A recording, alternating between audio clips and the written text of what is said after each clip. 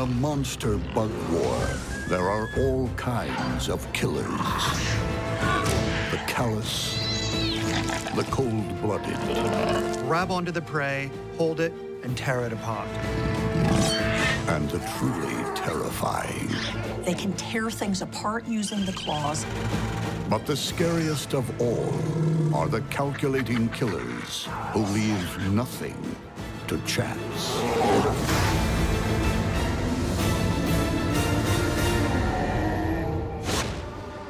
Every day, billions of bugs fight millions of individual battles to feed and breed.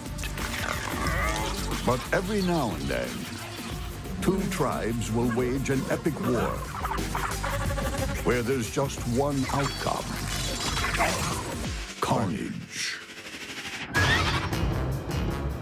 When an army of green ants marches against a swarm of paper wasps, it's a battle worthy of the big screen.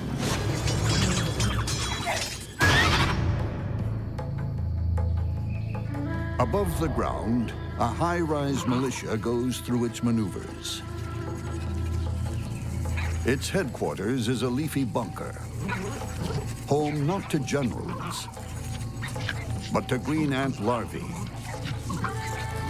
who could one day become soldiers in an ever-expanding army. Green ant colonies are generally spread around a dozen trees that might contain up to 150 nests, with 100,000 to 500,000 ants total, all of which will risk life and limb to protect the colony. Every one of these workers comes equipped with weapons of war, serrated mandibles that cut and crush. As in all ant societies, male drones stay at home, leaving this army of sterile females to forage for food. But at the first sign of war, chemicals called pheromones are sent out. Foragers become green grunts, and more move into the kill zone. Even a huge and highly venomous scorpion is no match for a company of angry green ants. For green ants, defense is all about strength in numbers. They will just keep sending more and more troops out until whatever they're battling with is either gone or they kill it and carry it away for dinner. Green ants also deploy chemical weaponry. Formic acid that burns organic tissue sprays from their abdomens. If that weren't bad enough, they swarm over a victim, literally biting it to death. A grasshopper many times bigger than one ant is no match for a seething mass of foot soldiers. When the workers are called to arms, you're no longer dealing with a bunch of cute and fascinating little green ants. Rather, they become like this unstoppable organic plasma that can deter any predator, whether it's coming from the ground or the air. Victims become helpless marionettes, dancing to the tune of a swarm of single-minded puppeteers.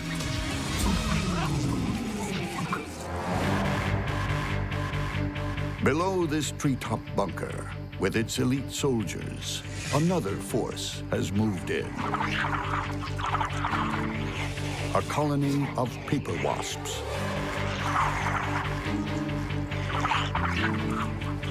In a skirmish, they use their aerial maneuverability like a weapon.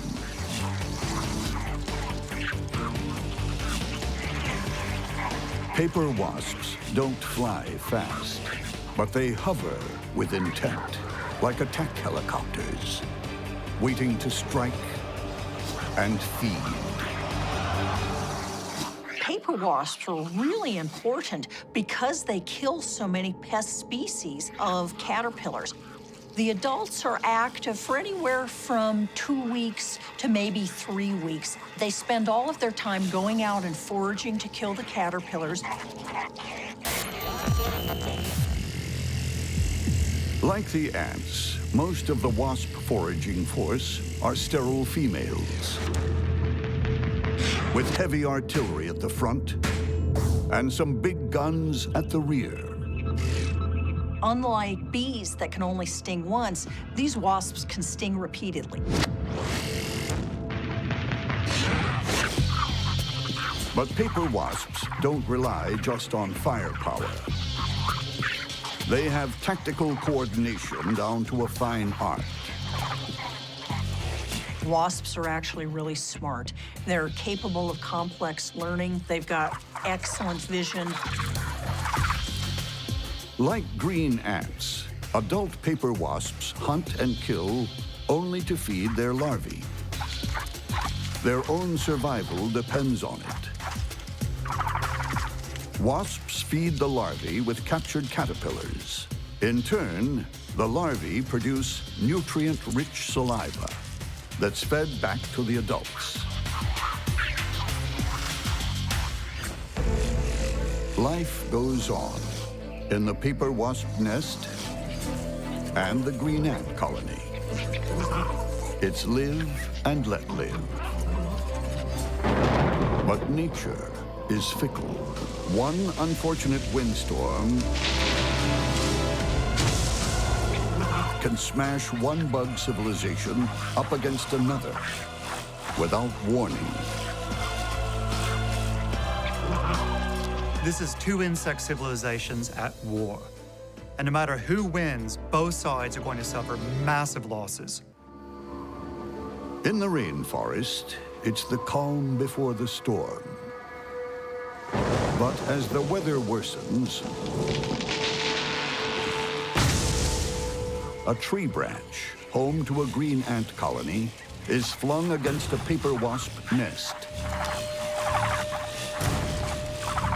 War is declared. Wasps mobilize their airborne troops. Gangs of green ants swarm over individual wasps. Green ants have a major tactical advantage here because they can team up very efficiently against an individual wasp, but the wasps can't work together against an individual ant. The ants lay pheromone trails and shake their bodies to communicate and coordinate their attack. Without the ants' superior teamwork, the wasps are at a disadvantage. But one-on-one, a larger wasp overpowers a single ant. Some are thrown to the ground, others killed instantly. But in ant battle tactics, strength lies in numbers. Individual wasps are pinned down, sprayed with formic acid, and bitten ferociously. Alone, they have no answer to a combined attack. The wasps are so much larger than the ants, and they're not cooperating the same way. They're all actively defending the area, but the ants are able to gang up and pull on different legs, so an individual wasp may have multiple ants attacking it.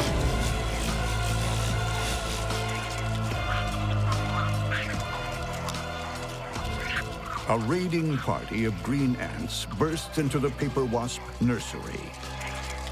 Here, wasp guards defend their larvae by biting and stinging. The wasp's sting is great against bigger animals, but it's pretty hard for a wasp to effectively sting one ant. And even though wasps are able to sting repeatedly, it's really hard for them to sting one ant, sting another ant, sting another ant.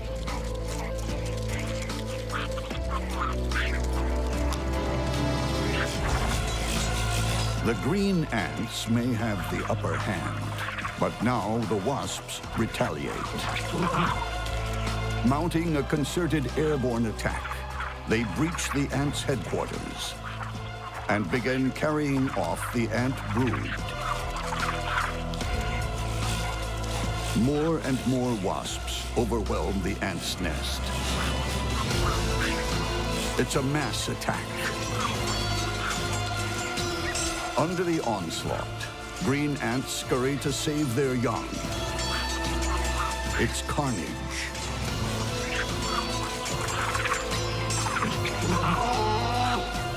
The battlefield is littered with the wounded, the dying, and the dead. All either colony can do is pick up the pieces and start over again.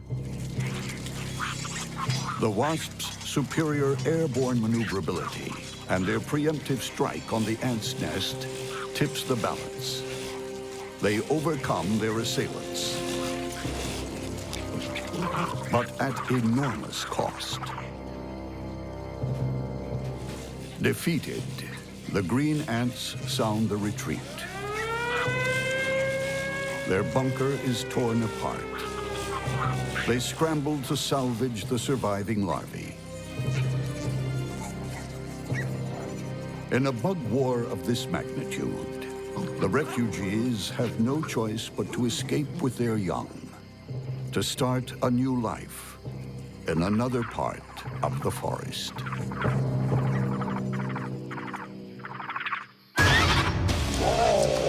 In the bug world, there are many ways to kill. Some slay with weapons, others with venom.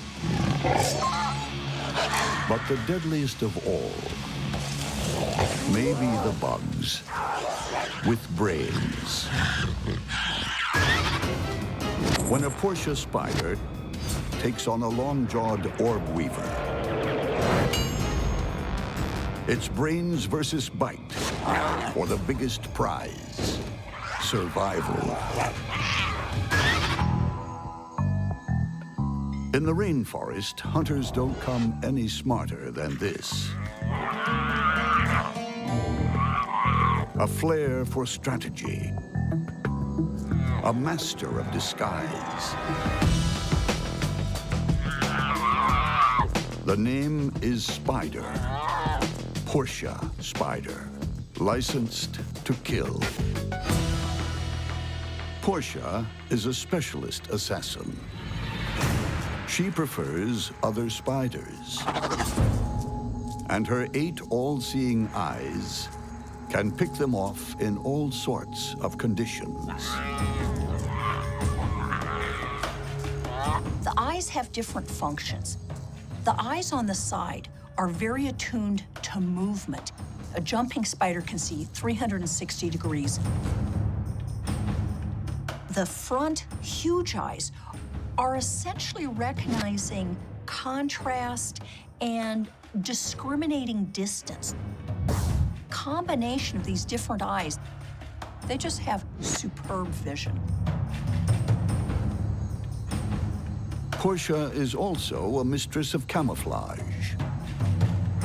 Tufts of brown and white hair all over her body, thick brushes on the top of her legs, and thin lower leg segments make her look like forest debris. It's the perfect cover for ambushing prey.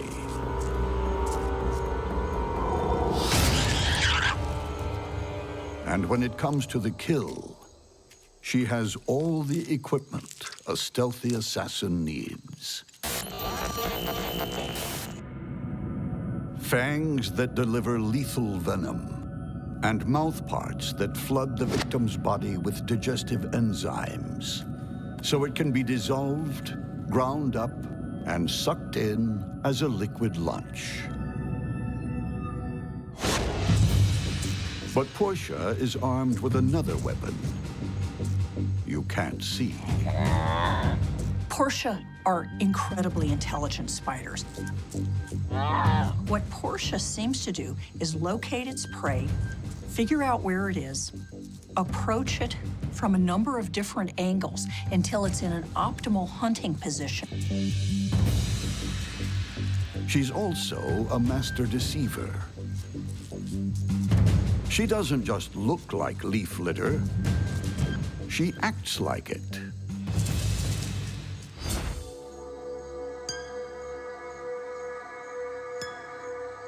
They will pluck on webs that indicate that just a little debris has fallen into the web. And so the spider may come up to the web, try to remove the debris, only to be attacked. You don't mess with a fine-tuned killing machine unless it has a weakness. And this is the arch-villain who could find it. A stay-at-home hunter and a high-wire walking warrior.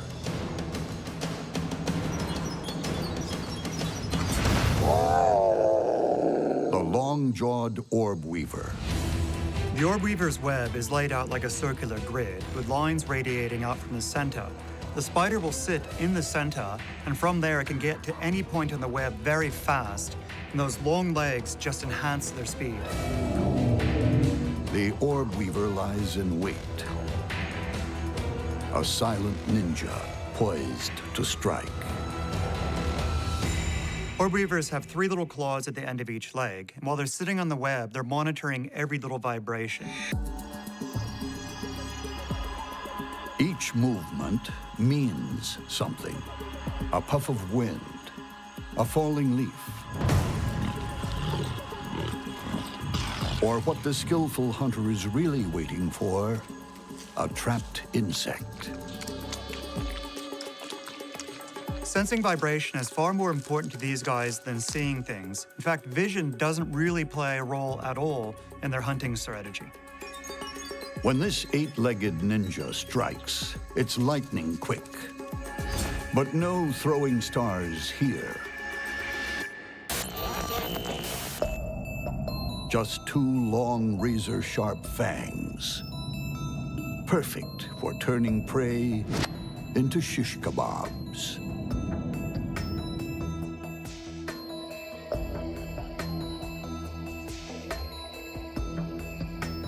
The orb weaver's long body is also superbly camouflaged. Stretched out in the middle of the web, it could be a stick. The fly obviously thought so. Now, wrapped in those deadly jaws, it's not thinking much at all.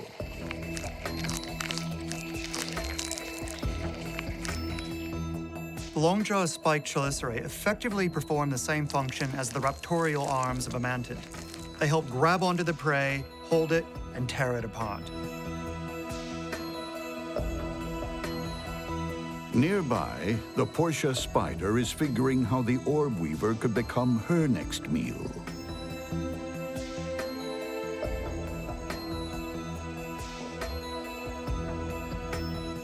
A lethal assassin versus a deadly ninja. Only one will survive. In the peaceful surrounds of the lush rainforest, a camouflage specialist stalks a larger-than-life arch-villain. Portia's a camouflage spider. They look like a piece of debris, and that's all there is to it. They don't look like a spider walking along. They don't look like a predator, and they don't feel like a predator. Portia has devised a plan of attack. She starts snipping the long jaw's silk lines, clearing a jumping path for a view to kill. The Portia has done such a good job of tricking the longjaw that it is oblivious to the threat, even as its back to it.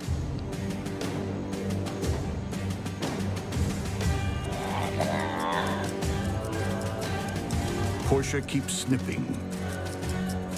One stray line in the path of her jump, and the diner could become the dinner. With the lines clear, she moves into position.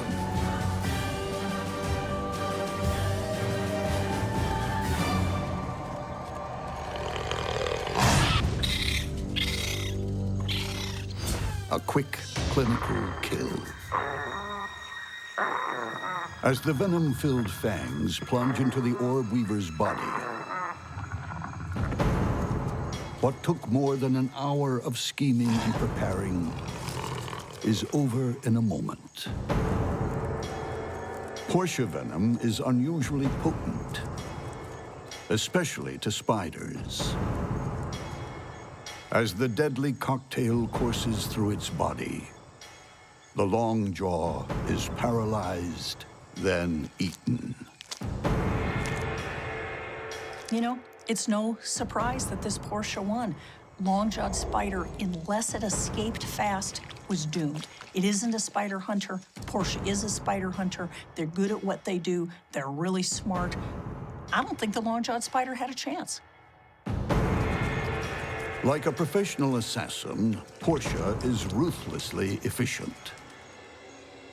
And she's already planning her next kill.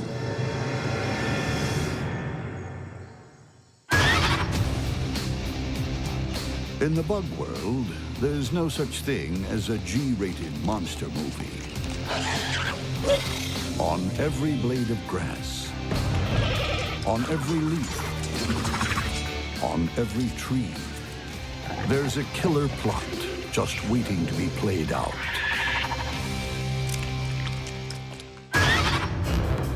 When a balloon-winged katydid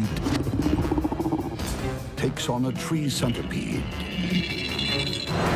it's a battle of the bad guys, with only one winner.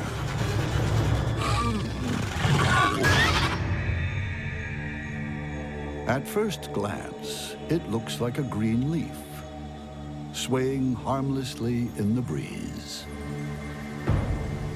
But there's nothing harmless about the balloon-winged katydid.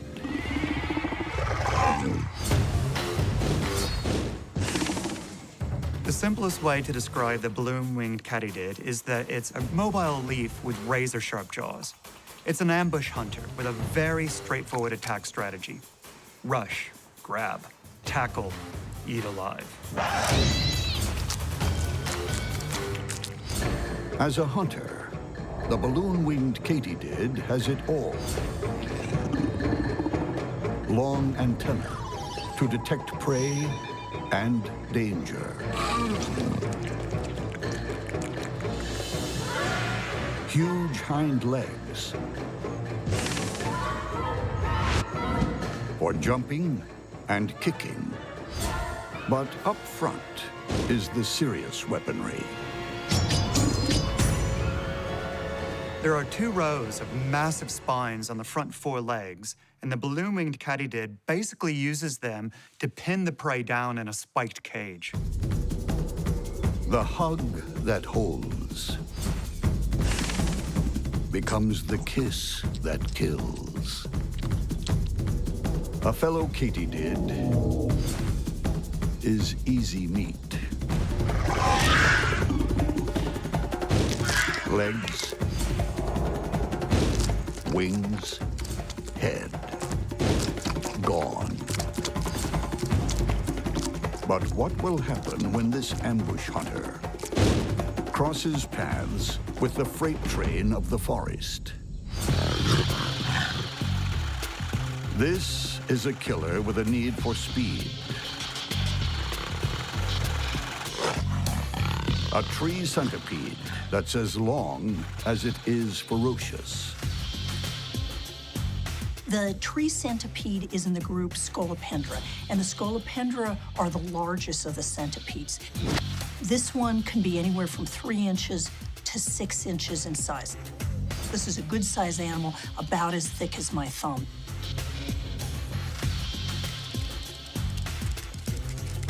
The tree centipede has 21 pairs of pointy legs to grip any surface and any prey. Plus 1 pair of venom claws that plunge into its victims' bodies, injecting fatal neurotoxins.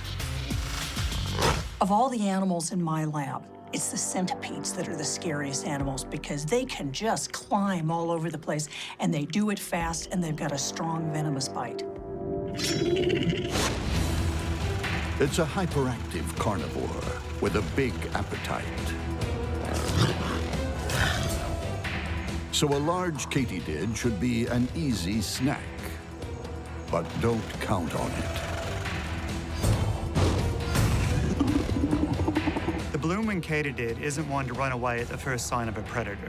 Remember, this is an animal that's used to winning fights. What will happen when the prize fighter meets the runaway train?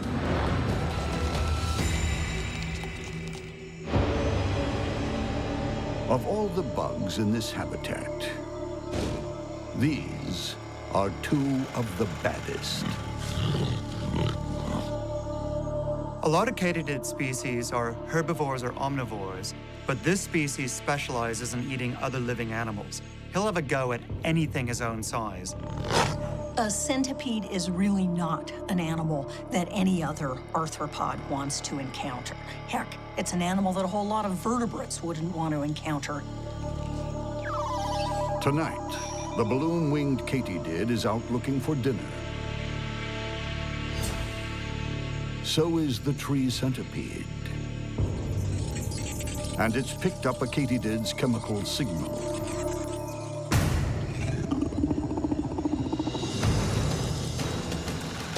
The centipede storms in, but stops.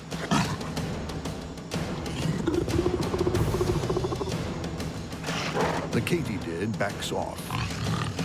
It's all the hesitation the tree centipede needs. If it's a large prey item, they will literally wrap around. Their back end is capable of holding on to the prey, so they're both wrapping and grabbing with front and back end. Powerful animal. With one trademark blow from its venom claws, the centipede delivers the knockout. The tree centipede is venomous enough that it has a big effect on essentially anything that it bites, everything from invertebrates to vertebrates. It's a strong, potent venom. The katydid is alive, but helpless. Its savage mandibles and spiky legs are useless. The centipede's powerful jaws now go to work. Ripping, tearing, feeding. Centipedes are voracious predators. By the time she's finished with this katydid, there's nothing left. In Hollywood, the underdog often wins. But when Mother Nature's writing the script, there's usually a sting in the tail.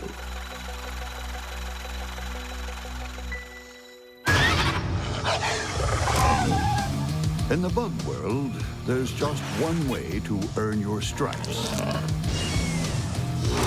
That's by staying alive and making sure your victims stay dead. When a badge huntsman faces off against a spider-hunting scorpion, it's a head-to-tail battle.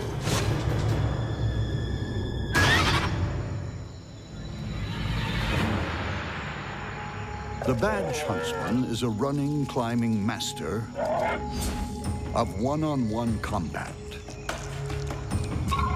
Equally at home on the ground and among the grass.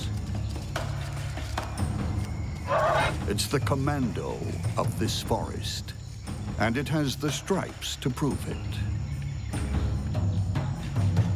Badge huntsmen are really attractive huntsman spiders. They've got this gorgeous patch on its belly that's black and sometimes purpley colors.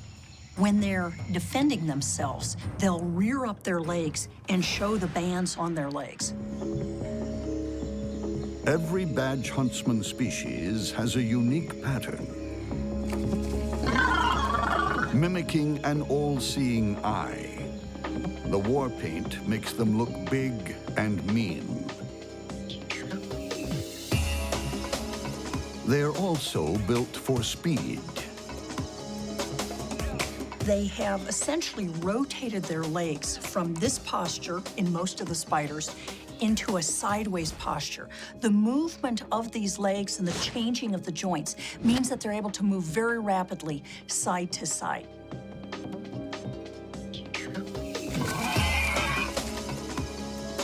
Blindingly quick, badge huntsmen chase down their prey in any part of the forest.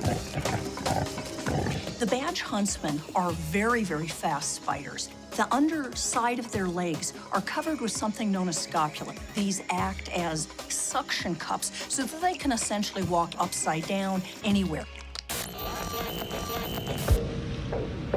When they attack, they inject a toxic cocktail with 2 super sharp fangs. The venom first paralyzes, then triggers cell death.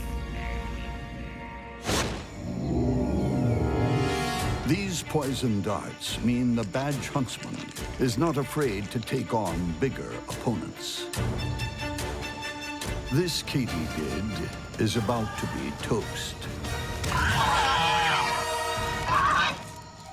Actually, once those digestive juices go to work, it's more like a green smoothie.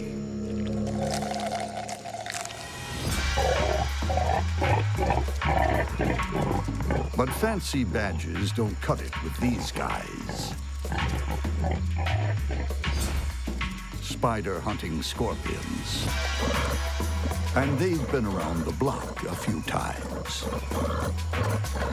Scorpions outlasted the dinosaurs. They outlasted the Neanderthals. They've made it through every form of climate change imaginable. The reason is that they're incredibly adaptable and very skilled predators.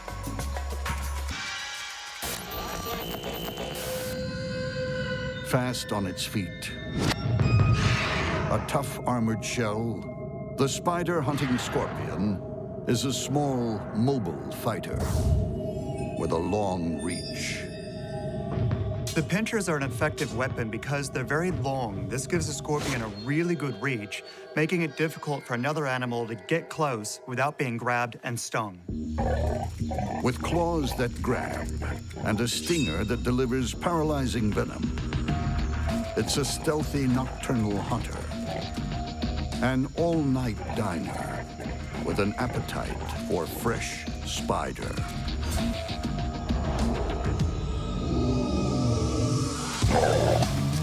Two forest killers are about to face off. Tooth and tail. What I would suggest that this huntsman spider do is approach it from the back end, grab the tail so it can't sting it, and bite the tail, and then I would back off.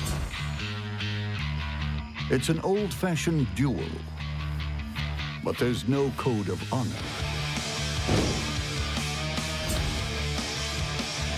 This will be a duel to the death.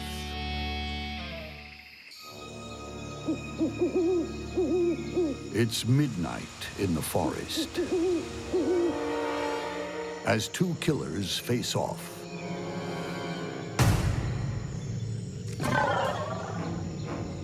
Each waiting for the other to make a move.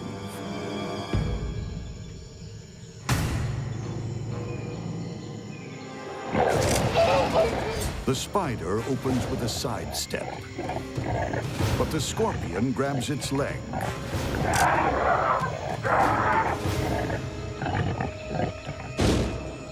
The wound is a badge of courage for this huntsman. There's a predetermined juncture in most spiders where they're able to lose the legs, and there is a sphincter that closes off so the spider doesn't bleed to death.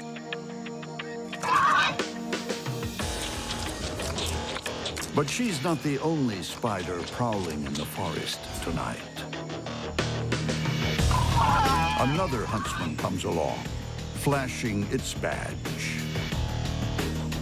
But after tasting spider flesh, the scorpion's keen for more. Now it's back for a kill.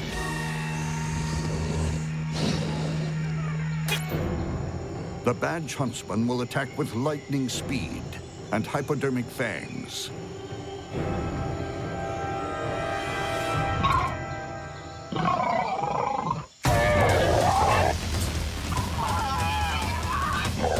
The spider killer grabs first and tries to land a death blow.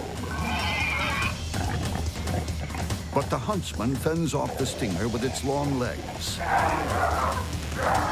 hoping to sink in its fangs. When the scorpion gets into a difficult tussle, he uses his pincers and his tail like a wrecking ball, just throwing them around, hoping to knock the prey off their feet. And if they stumble, bang, they get in a sting. The wrecking ball overcomes the commando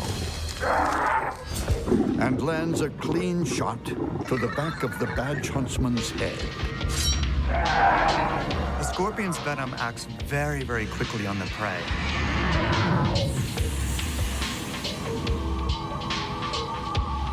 It's like a flow of burning acid through the body. Starts shutting down the vital organs and the nervous system. Once the venom's in the bloodstream, it's good night and don't come back. No need to hurry this meal. Meat always tastes better if it's hung.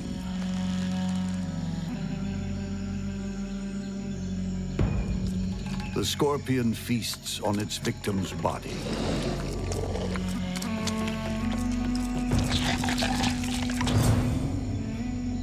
A once proud badge of honor is trash on the forest floor.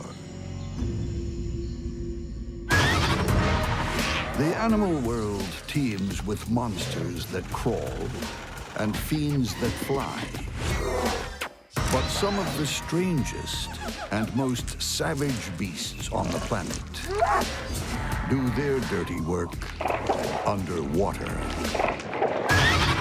When a hard-shelled freshwater crab and a slimy tiger leech bump heads, there are no soft options.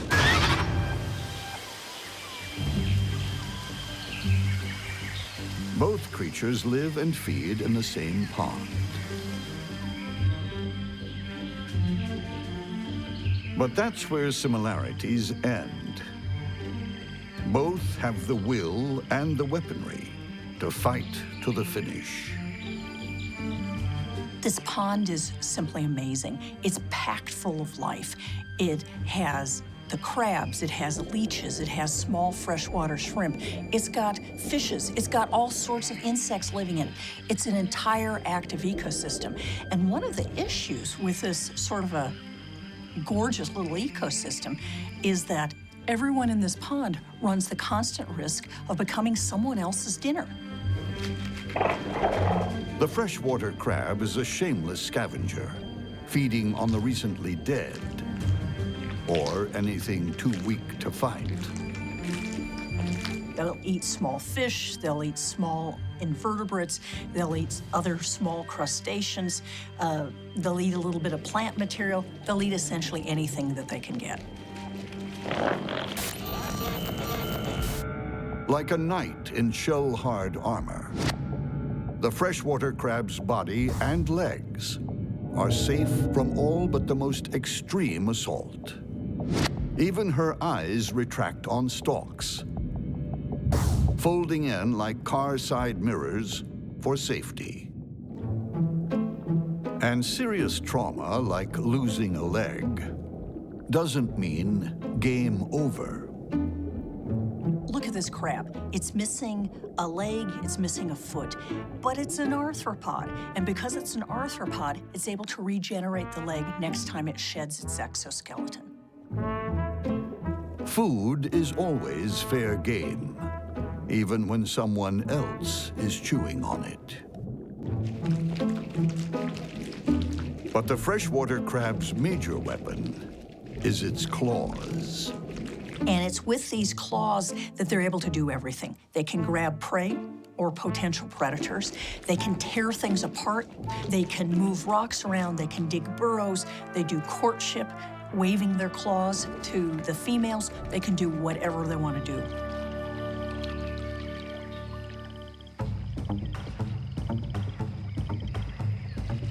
When it comes to defense, crabs are the tanks of the underwater world. Crabs have a number of defensive options. One is that they've got these really strong, relatively powerful claws. In addition, they're covered with a very hard exoskeleton.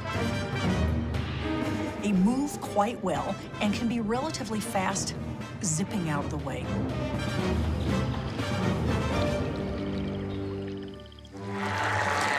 Sharing the freshwater pond is a devastating opponent. The tiger leech. It doesn't feed on the dead. It sucks life from the living. The tiger leech is an aquatic vampire that actively seeks out its victims. But instead of using fangs, it has 3 jaws that it makes a Y-shaped incision and then sucks the life out of them. The leech breathes through the walls of its body by means of gas exchange, so as long as the water is well oxygenated, it can stay submerged for as long as it likes. These guys are very capable swimmers. They're like an eel crossed with a slinky, and once they latch on, the anaconda in them comes out. They really are little monsters. Tiger leeches are relentless. The posterior sucker attaches to their victims with an almost unbreakable grip. Up at the head, the anterior sucker does the real damage. It's all mouth, with tiny razor-sharp jaws. Once they bite a prey, they hold on with a combination of suction and mucus. They also inject an anti-clotting enzyme to keep the wound from closing up and slowing down their feeding. Contrary to popular belief, not all leeches are bloodsuckers. Some extract a whole range of bodily fluids. Leeches can ingest several times their body weight while feeding off another creature. While this might not be dangerous for a larger animal, for a smaller one, this is lethal, but slow enough that they're fully aware of what's going on. If an opponent goes on the attack, the tiger leech has a truly bizarre way of defending itself. The tiger leech's best defense is its slime. Its body is actually very difficult for another creature to get a hold of because the mucus it extrudes makes it a very slippery customer. That's bad news for the tiny freshwater crab. But it does have the weapons to fight back. Tiger leeches are a tough competitor for these crabs. The leeches are strong and muscular. They're kind of slimy. They're able to move around pretty well. However, if the crab is able to grab it with its claw, it's perfectly capable of cutting it in half. The problem is that the leeches are relatively hard to grab. This is a soft, squishy creature versus a well-armed, hard-shelled animal. I think the leech is quite capable of bringing the crab down without getting cut to pieces by the claws. When a flesh-sucking leech fights a sharp-clawed crab, one is destined for Davy Jones' locker.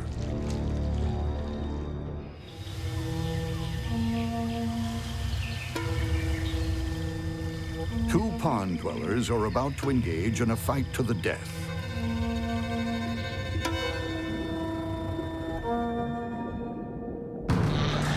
One is a flesh-sucking leech, and the other, a hard-shelled crab. The crab shell is tough, but the leech's jaws and teeth can cut through it like a diamond-tipped saw. That's if the crab doesn't cut the leech in two.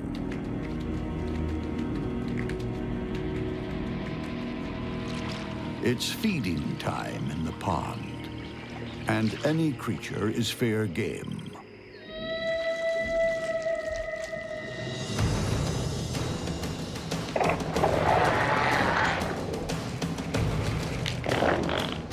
The crab backs off.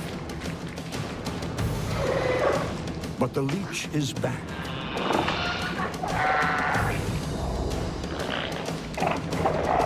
It searches for the crab's Achilles heel.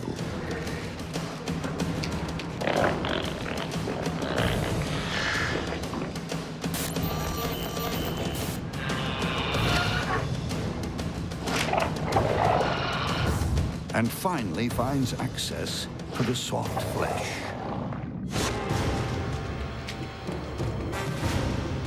The jaw is clearly visible. The leech starts to suck the crab dry from the inside. This is bad news. The crab is able to defend itself really well in the front of its body, but behind, it can't get its pinchers. It can't get its legs behind it. And if that's bad news, there's worse to come. Leeches have chemosensory organs, and they've detected a crab in trouble. The scent of the crab's blood in the water is like a homing beacon for the pond's other leeches.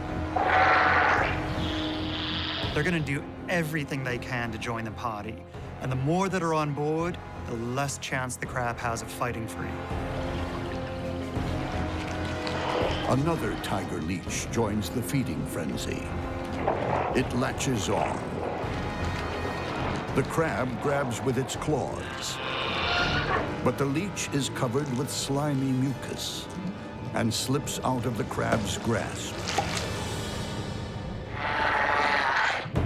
The claws have dispensed with one leech, but now they're gummed with slime. Undisturbed, the remaining leech sucks the life out of the crab. When the tiger leech drilled through the crab's carapace, the crab began losing all its fluids. Emptied of its body fluids, the crab draws its last breath and is consigned to a watery grave.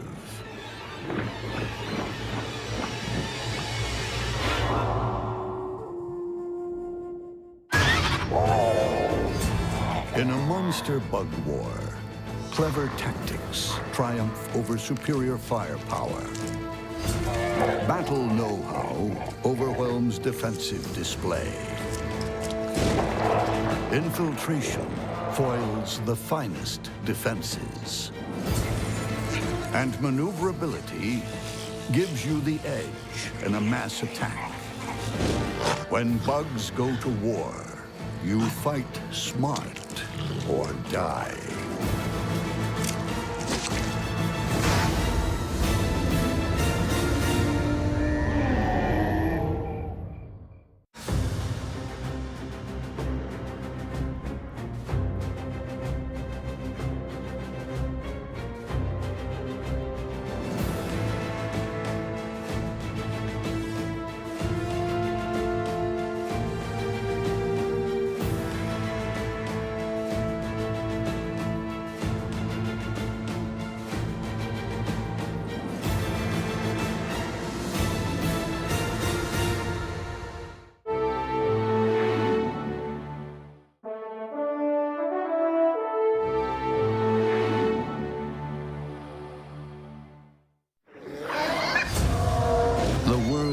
Monster bugs is a war zone. There are no truces, no ceasefires. Only the fittest survive. They literally run down their prey. And only the ruthless It can tear apart pretty much anything. live to eat another day.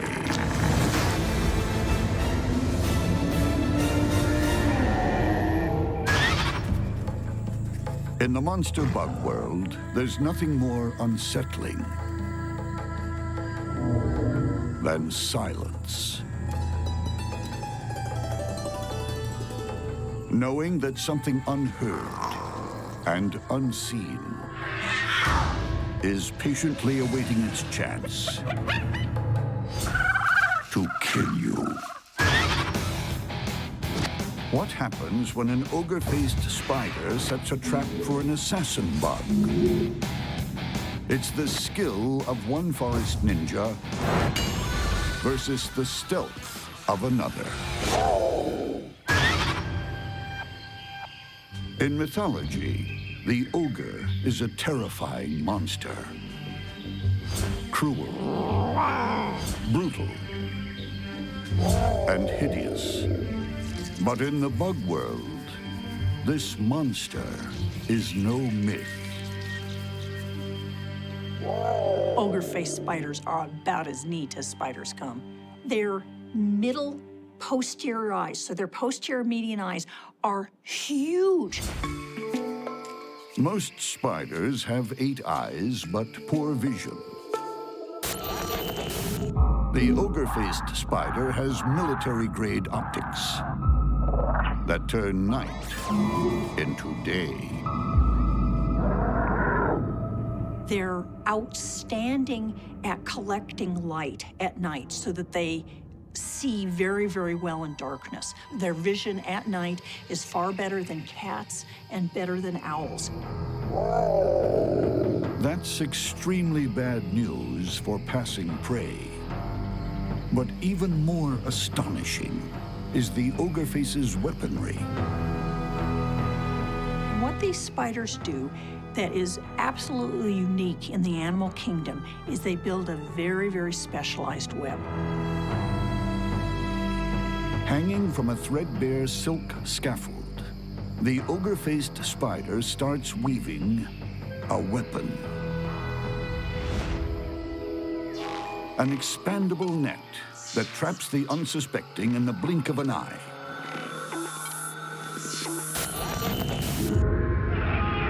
It flings it over its prey like a gladiator, casting a deadly net.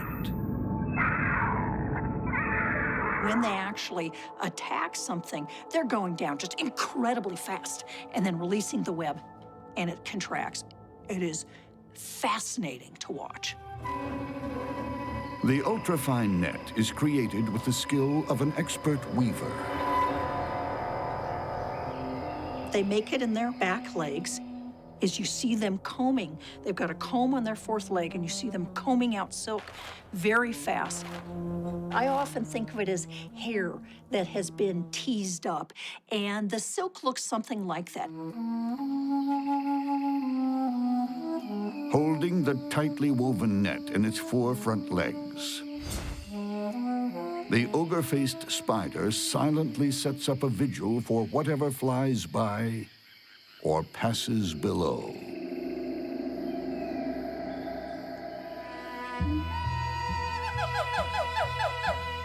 Equally fascinating, every bit as silent and deadly, is the assassin bug. Watching the assassin bug move is like watching a Shaolin kung fu master walking across rice paper. Gentle, silent, careful. Not a single mark, not even the most minute noise. No wonder it's called the assassin bug. Its weapon of choice is part long sucking mouth, part syringe for injecting venom. The assassin bug stabs its prey using this long beak-like structure called a rostrum. But with the rostrum, it has additional microstructure. It's called stylids. And what they do is they open up small tears inside the prey, which facilitates the venom flowing in. The assassin bug feeds on any insect it can catch. It's even been known to skewer bats and humans. But it doesn't rely just on its rostrum. It has antennae as long as its body, which gather intel on the grasshopper it's silently stalking. It also plays smart. It imitates a wafting breeze. The assassin bug is being very clever here. As it gets quite close to the prey, it makes its footsteps bouncy and irregular, creating the kind of normal environmental background noise produced by a breeze. And then, with its prey within reach, it does something very odd for a master stalker. It reaches out with an antenna.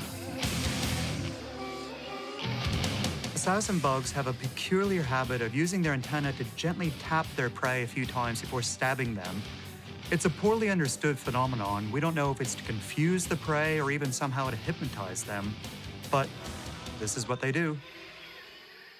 Whatever the reason, it works. The prey doesn't suspect a thing. Then it struck.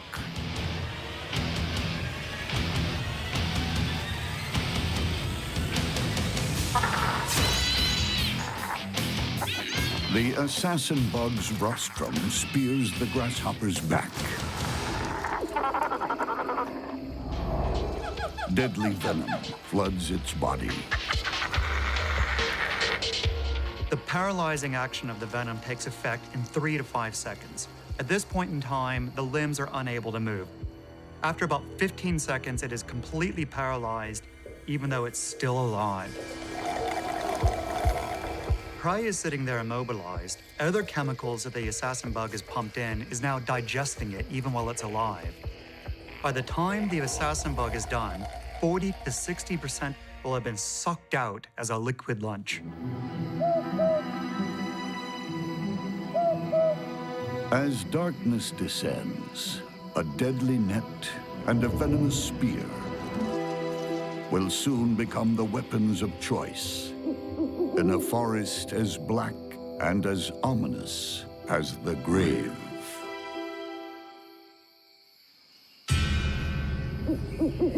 Two Bug World gladiators are about to do battle. One armed with a spear that pierces flesh with ease, and the other with a fast-release net that can finish a fight before it begins.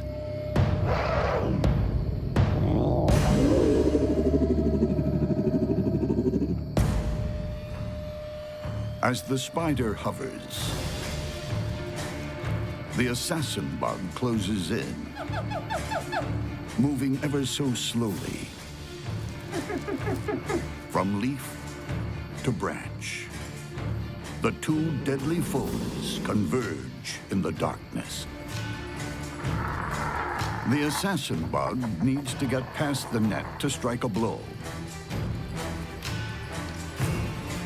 It tugs on the web, but a foot gets caught.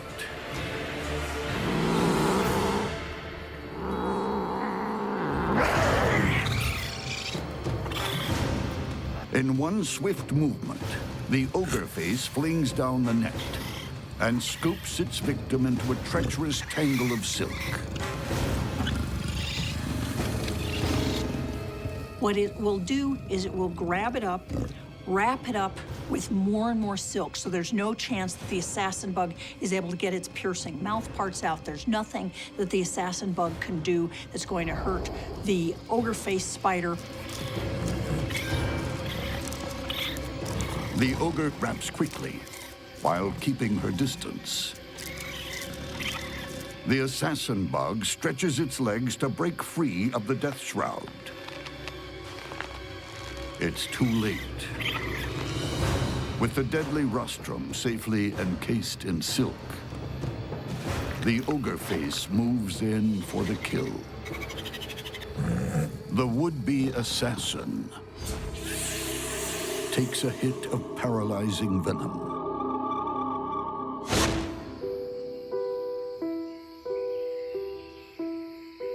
Death is seconds away. But the ogre-faced spider ignores the formalities.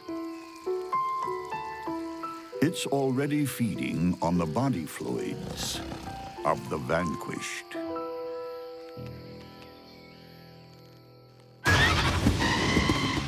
In the world of carnivorous bugs, murder is a way of life. If you want your meat fresh, you're forced to kill. But some bugs take hunting to new levels. What happens when a bulldog raspy cricket and a whistling tarantula come to blows? There are no holds barred. If you're an insect, you enter the grassy bushland of the bulldog raspy cricket at your peril. It's the stormtrooper of the bug world. Compared to the raspy cricket, other crickets are pushovers. These guys are just nasty. Bulldog raspy crickets are very fierce fighters.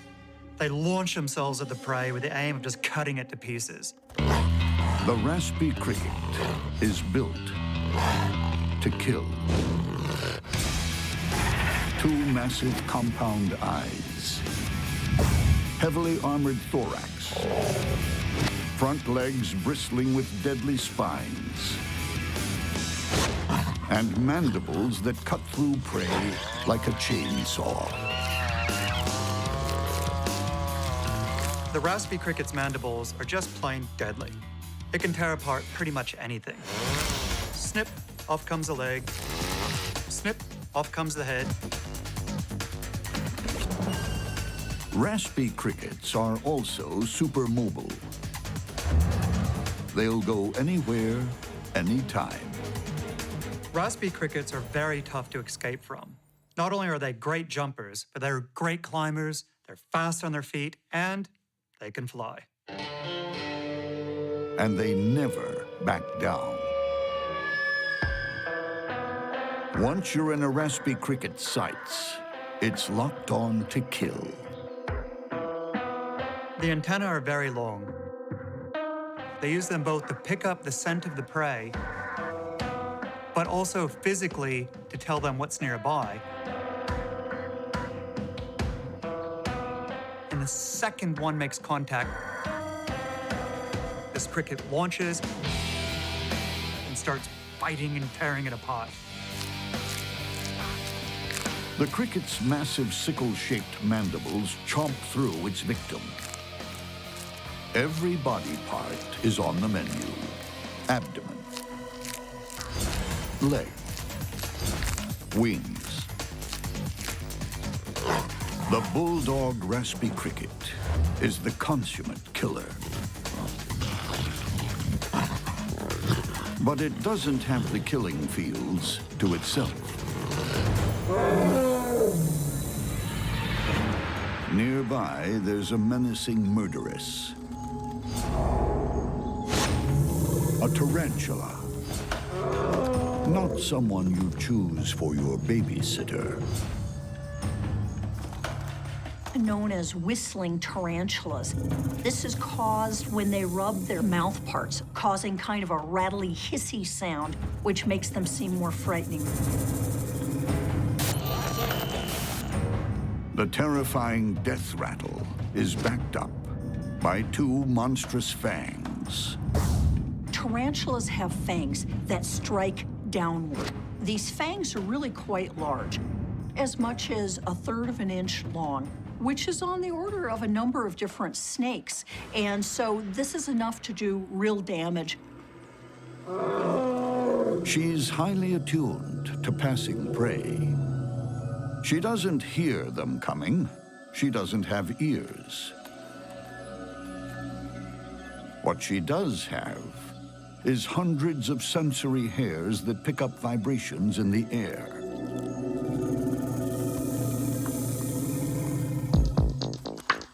And the whistling tarantula has another early warning system. She lays a thick bandage-like alarm bell with two huge spinnerets that act like web-weaving fingers, creating an elaborate first line of defense. She waits at the entrance of the burrow. And one of the advantages of silk coming out from the burrow is that it helps provide sensory information or vibratory information as prey walks by and touches the silk.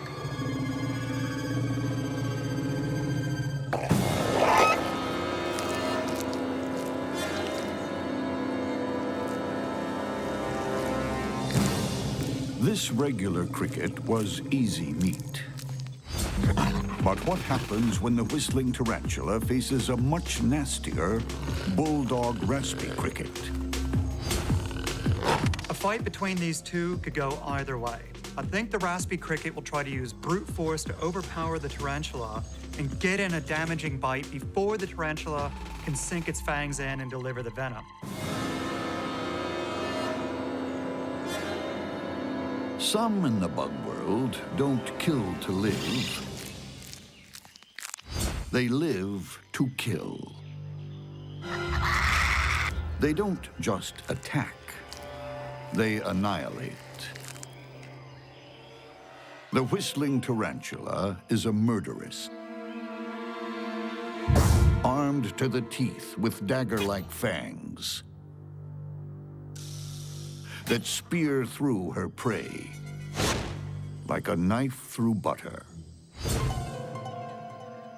It's got big fangs, it's got big legs, it's got hairs so that it's able to climb essentially anywhere, and it's a big, aggressive spider. Her mortal foe, a nasty neighbor. The bulldog raspy cricket is also packing serious heat. Spiked legs, deadly jaws, and a bad attitude. It often holds true in the bug world that attack is the best form of defense. So while the raspy cricket chows down on its latest kill, the murderess launches a surprise attack.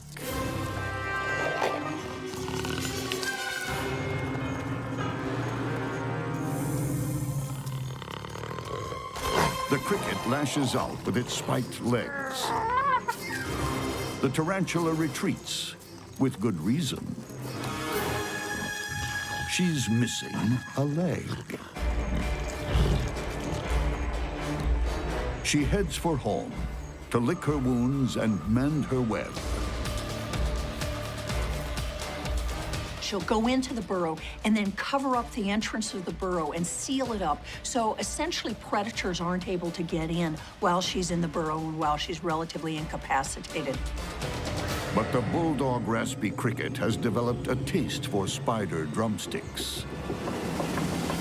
It's stalked its injured victim to her home. But she's down, not out.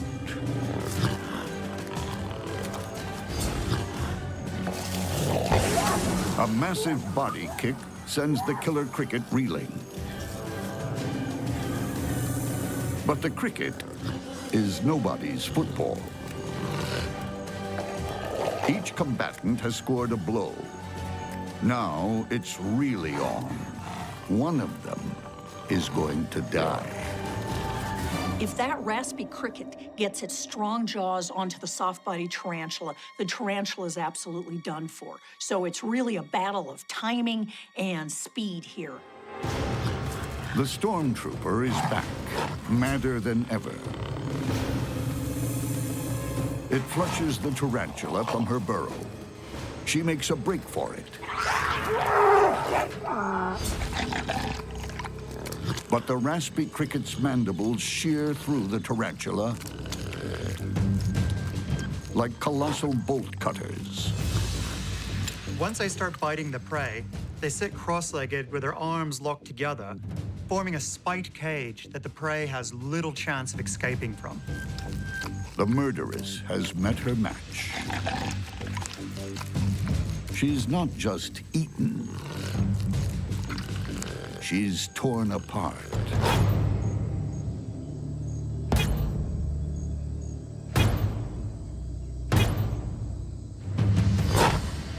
Few creatures leave such a bloody battleground. The monster bug world is full of natural athletes. Some are gymnasts, others base jumpers. Then there are kickboxers and trapeze artists. But the gold medal winners are those who execute the snatch and bite. When a house centipede and a swift tree mantid meet to compete, the loser will become the winner's trophy.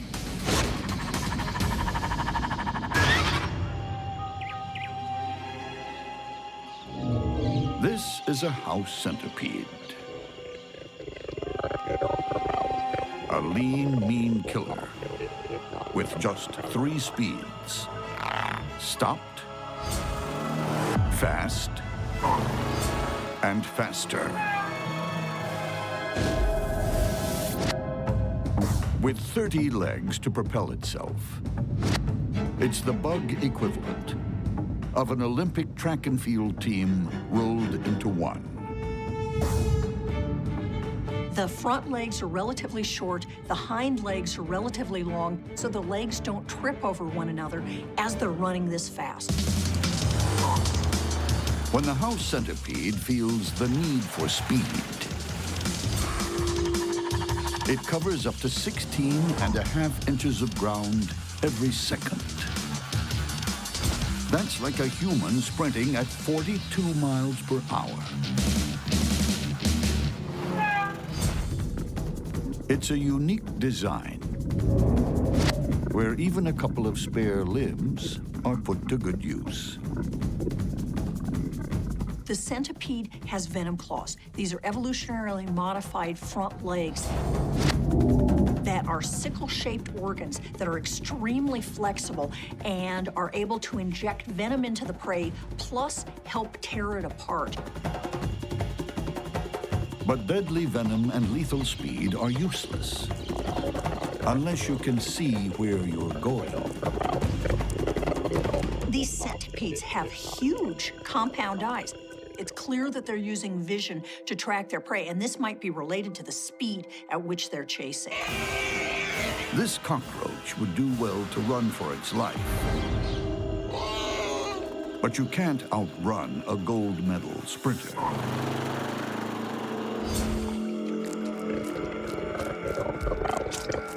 House centipedes are incredibly voracious predators. They literally run down their prey. But the house centipede isn't the only speedy, sharp-eyed predator patrolling the rainforest arena. It's also the domain of the swift tree mantid. An accomplished all-rounder at blood sports. These are a pretty small mantid, only about 1 inch in length, but they're just as capable as a larger mantid and can punch well above their weight. Its opponents are hit with a deadly combination: powerhouse limbs, mean mouth parts, deadly spikes. The swift tree mantid is like the leopard of the bug world. It's really well camouflaged, it's fast, and it tears its prey apart with savage bites. Thanks to its huge compound eyes, it also has superb vision. The swift tree mantid has enormous eyes and incredible visual acuity. That's particularly important where both predator and prey are relying on camouflage. If it can pick a prey just standing out a little bit, or a tiny shadow where there shouldn't be a shadow, or a little flicker of movement, that can be enough to give the game away. The mantid is no slouch at concealing itself either. It's a medal winner when it comes to hide and seek. Evolution has resulted in the swift trees having perfect camouflage. Imagine it's like a special forces soldier having a camo suit that allows them to match perfectly the bark that they're on. So just by standing still, they disappear. And if their camouflage ever lets them down, they're super fast out of the starting blocks. With all the confidence in the world, they leave just about any predator in their wake. The swift tree mantid is extremely alert and bold. These guys are quite confident to just brazenly stroll around the smooth bark that doesn't offer any nooks or crannies to hide in. That's because they know they can outrun pretty much any predator that comes by. When the swift tree mantid and the house centipede compete for gold, this is winner takes all. Deep in the rainforest arena, two cold-blooded killers are about to slug it out for the gold medal in combined blood sports.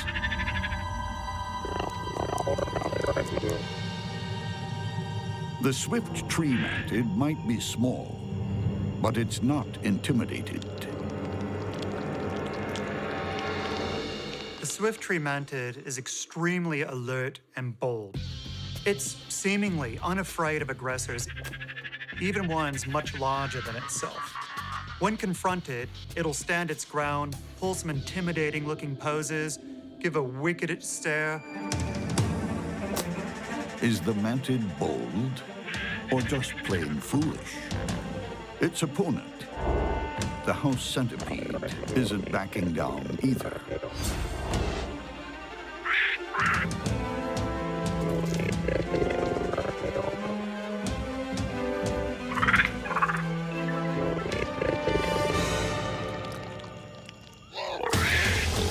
The mantis strikes first. It catches the centipede off guard. But the bigger centipede counters and stabs the mantid with its venom claws.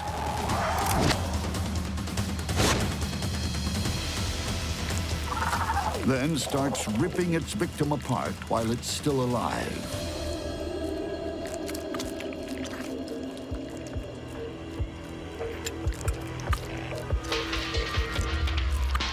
The mantid's insides get sucked up like a sports drink.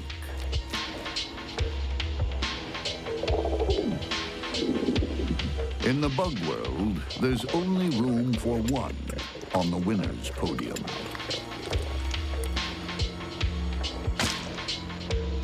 There are no silver medals.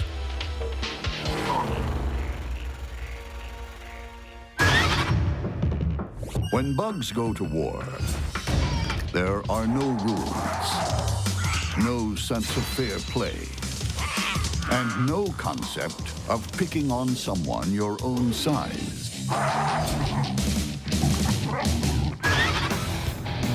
When a marbled scorpion takes on a trapjaw ant, size will matter.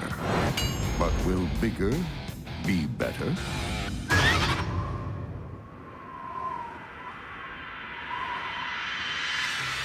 This ancient rainforest is home to one of the bug world's most durable survivors, the marbled scorpion. Its weapons might be primitive, but they've been tested by time. Scorpions have chased down their prey for more than 300 million years. They're really evolutionary survivors in that they are effective predators that know how to get the job done. The scorpion's tools of the trade are an ostentatious display of murderous intent. Anything but concealed weapons. Scorpions have two main weapons. They have their pinchers, where they're able to grab prey, hold it, and tear it apart. In addition, they have the tail with a venomous stinger at the end. So they're able to grab prey, crush it, and sting. Scorpion venom can kill in an instant. But its eyesight is weak. Instead, the scorpion locates its prey with sensory organs that work like high-tech antennae. They've got something that are known as pectines behind their fourth pair of legs on their belly. They act like radar, so they're very sensitive to chemical information, to vibratory information on the ground below them. The marbled scorpion is also very wily.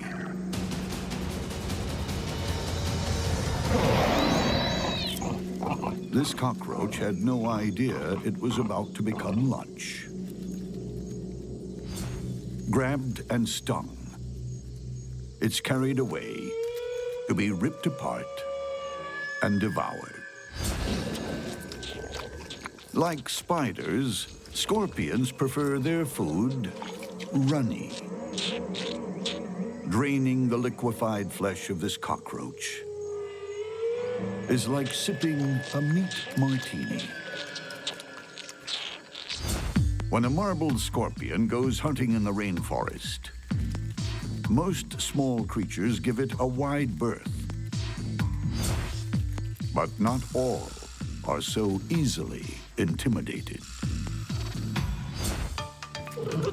Much smaller in stature and just as determined is the trapjaw ant. And like the scorpion, it comes armed with two fearsome weapons. One at the front, one at the back. The trapjaw's sting is very potent, and because they can use it over and over again, they can come in for a first strike, back off, and then just wait for the venom to start to take effect, and then come in for another series of stings to finish the prey off. But the front end is also loaded with a hard-hitting weapon. The trapjaw mandibles open a full 180 degrees, much like a crossbow, and then it's set, all that force waiting. The minute something touches one of the delicate sensory hairs on the inside, snap shut with incredible force. The peak force is equal to 300 times the ant's body weight, and the speed is astonishing.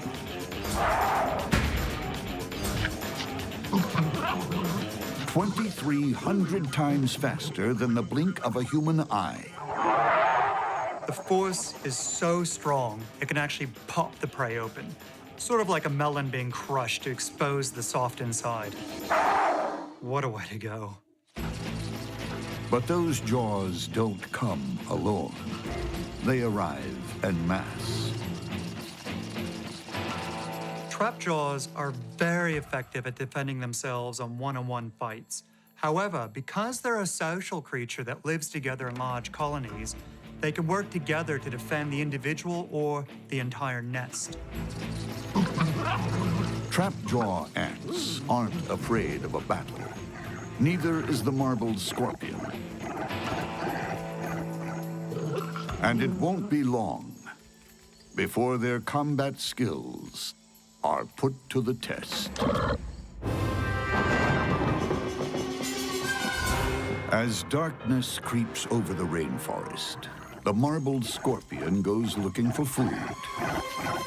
Also out scouting for a meal, a trapjaw ant.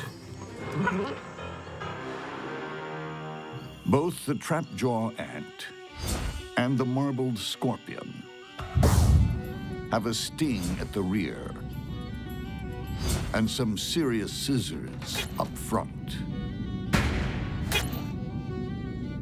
When the trapjaw mandibles snap shut, that popping noise we hear is actually a shock wave that's so strong, it's like an air gun going off, and it can actually stun the prey. But getting close enough to a scorpion for that is dangerous. Its long arms knock aggressors down like bowling pins. And there are those pincers to confront. Long and strong, they're a deadly weapon, especially when the scorpion's foes are small. Although the marbled scorpions don't have particularly large palps, they are really suited for grabbing ants. They're able to grab little things quite effectively and crush it. The ant forages, unaware of the scorpion camouflaged on a rock. Eventually, it sees it. And the ant has only one response: attack. The scorpion leads with its left, but can't score a hit. The ant counters with sharp jabs from its jaws, like a stun gun. Each blow sends shock waves through the scorpion's body. It's hurting badly. While the scorpion has weapons on both ends, so does the trapjaw. But what it really wants to avoid is that scorpion stinger. So its best strategy is going to be get in a quick burst sting, back off, wait, and then once the venom kicks in, come back for a series of killer blows. The strategy is working. The scorpion is down, but not out. The lone ant calls for reinforcements. These ants, they're constantly in communication with each other through touch, body movement, the use of chemical signals. The call to arms is fast and effective. Troops arrive in force. This doesn't look good. Scorpion should get out of there as quick as possible. The scorpion is totally outnumbered.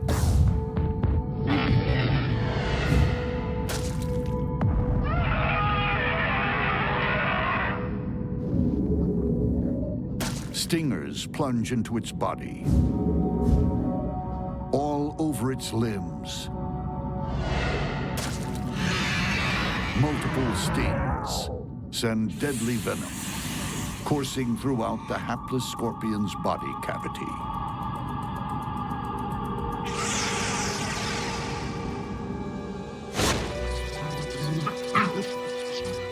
Totally paralyzed, those once fearsome claws are useless. The marbled scorpion is destined for a marble mausoleum. A scorpion known for its venom is being taken down by an ant that isn't known for its sting, but is absolutely known for its jaws. It's the ultimate indignity.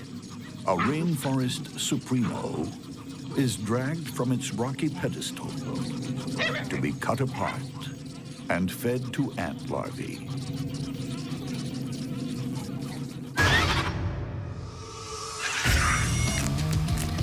In the world of bugs, it's a jungle out there. And there's only one law in this jungle. It's eat or be eaten. When two bizarre spiders go into battle, it'll be a bug fight with a difference. One jumps, the other spits. For all its benign natural beauty, the rainforest harbors some truly odd creatures. The metallic green jumping spider looks like an 8-legged disco dancer. But it's an agile, spring-loaded killer. Jumping spiders typically make the largest leaps to get from one location to another. When they're getting ready to attack, they'll use much smaller leaps so they can aim with absolute precision and get the bite in that perfect spot.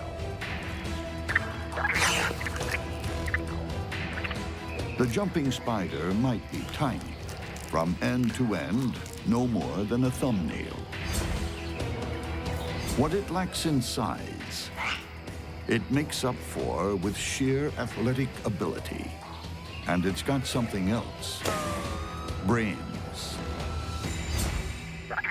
Jumping spiders display a level of awareness that is remarkable, far beyond most other spiders or bugs. They're intelligent and inquisitive, but most remarkably, they can adapt their hunting as the situation changes. It has all the animal cunning of a jungle cat. Jumping spiders are sometimes referred to as eight-legged cats, mostly because of their very large eyes, but they're also very feline in their predatory behavior. They'll stalk their prey, they'll circle it, they'll leap onto it and then bring it down with their fangs. In the human world, stalking is a crime. In a bug's world, it's a skill that puts food on the table.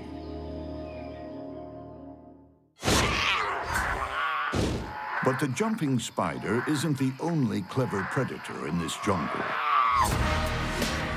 There's a serious rival, the only creature on planet Earth that spits deadly silk from its fangs. The spitting spiders are generally pretty small, shy spiders. They've got 6 eyes, which is relatively unusual. And they've got an absolutely unique weapon, and that's the ability to spit silk. They rear up, they start vibrating their fangs, and then ejecting silk out of their fangs. It's really sticky. It contracts and effectively just pins an insect or another spider down to the ground. Most spiders have silk glands in their abdomens, but the spitting spider comes with reinforcements. 2 extra glands in its oversized head. The spitting spiders have modified their venom gland. The front of the venom gland produces venom the same way in other spiders, but the back end is modified so that it's producing a combination of glue and silk. The deadly concoction is about to be unleashed on this unsuspecting cockroach. So fast, the human eye can barely see it. The sticky silk shoots out and pins the cockroach to the bark. It'll come in and sting the prey very rapidly and then back off and wait until the venom actually works on the roach. A cockroach isn't much of a foe. For a spitting spider, it's just food. But it's a different matter when the food can fight back. While the jumping spider might look like it's missed its calling as a disco dancer, this is not a wimp. If it can get into a position to attack the spitting spider, it will. The spitting spider, it depends on if the jumping spider is in the right range and it's able to respond rapidly enough and pin that jumping spider down. In a bug world jungle, 2 pocket-sized predators are on the prowl. One, an expert stalker, able to launch itself at an enemy like a jungle cat. The other, armed with an assault weapon straight from science fiction. Fangs that spit deadly silk with pinpoint accuracy. The spitting spider is able to shoot gluey spit out of its fangs at incredible speeds that rapidly pins down its prey. It's just a matter of time before the predators cross paths and cross swords. Like a leopard, the jumping spider has stalked its victim, silently, relentlessly. It leaps at the spitting spider, but it's off the mark. The jumping spider has made a mistake here. It has lost that advantage of surprise. The spitting spider has all of the advantage. The spitting spider takes a shot.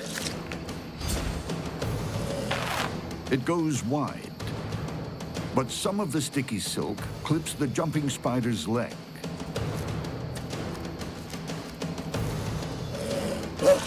And the spitting spider fires off another round.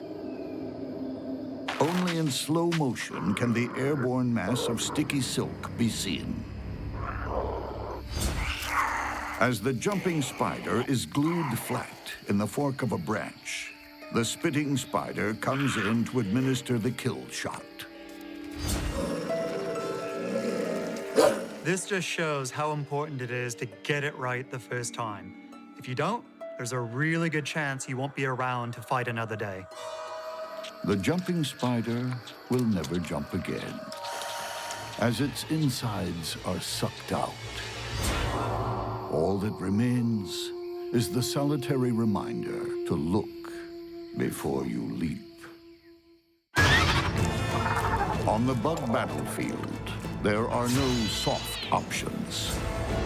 Camouflage is no defense against brute force. Fearsome looks don't faze seasoned killers. Awesome weaponry is worthless when you can't land a strike. And a lone fighter has no answer for an overwhelming force. On the monster bug battlefield, the only decider is death.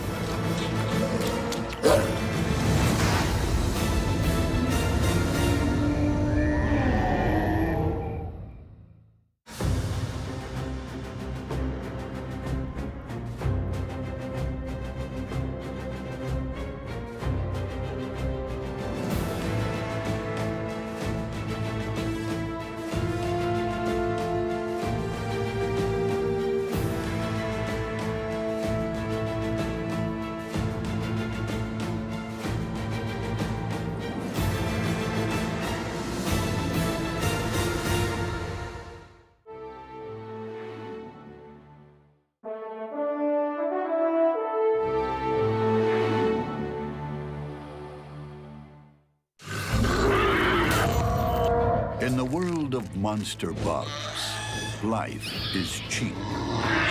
Ruthless killers roam the underworld.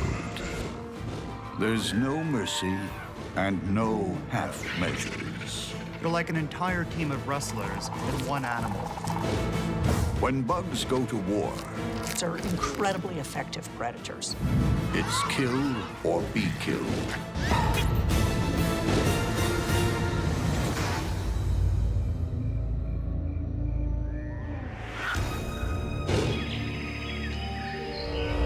Beneath a verdant rainforest canopy, there's a hidden world, a bug's world.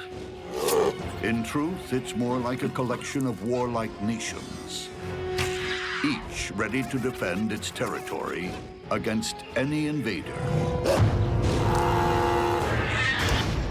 What happens when a deadly tree scorpion invades a green ant kingdom? It's a call to arms, to defend the empire.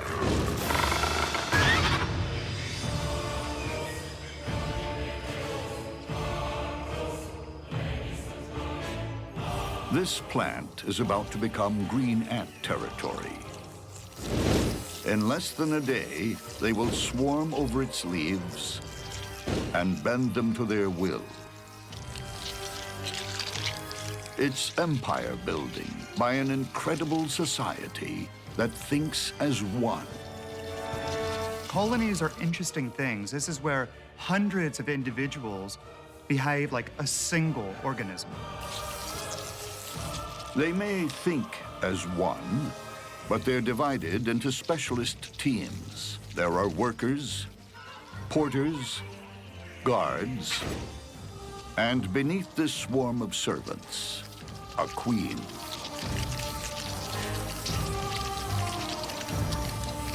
In an ant colony, the queen is by far the most valuable thing. She sits there day in, day out, pumping out hundreds of eggs. Construction on the queen's castle is underway. It's an ambitious undertaking, but every green ant is a born engineer with equipment to match. Up front, its mandibles are like a hydraulic press, lined with razor teeth. On a human scale, they could lift a 7-ton truck. In the ants' world, they can slice off a limb or hold up a roof. Imagine us being able to lift something hundreds of times our body weight using just our mouth. With their jaws and legs, ants become heavy machinery, pulling massive leaves into a cocoon. For adhesive, they use silk spun from larvae, carried around like living bags of glue. But this Army Corps of Engineers isn't just building a new kingdom, they're defending it. For other bugs, it's become a no-go zone. Any breach is met with overwhelming force. The strength of green ants is in numbers. While some of them will pin the prey down, others will come by and bite it over and over and over again until it's defeated. Like a crack commando unit, a squad immobilizes the beetle, while others start slicing it up. Green ants can capture and butcher a beast in just minutes. But some creatures can be too hot to handle.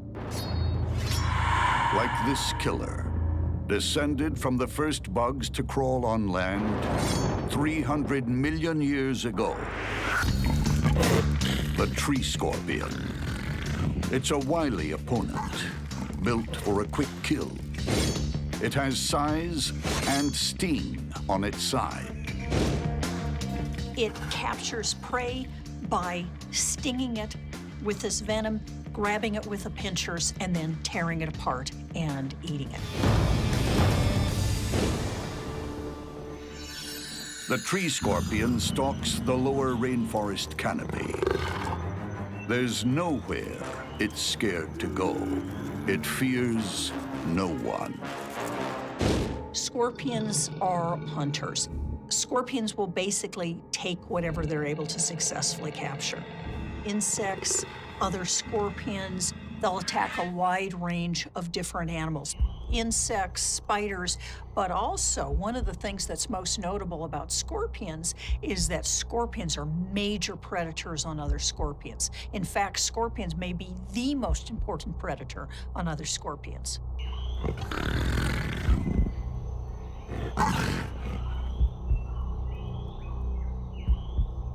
Its confidence and lethal advantage come from super-sensitive hairs on its legs and body.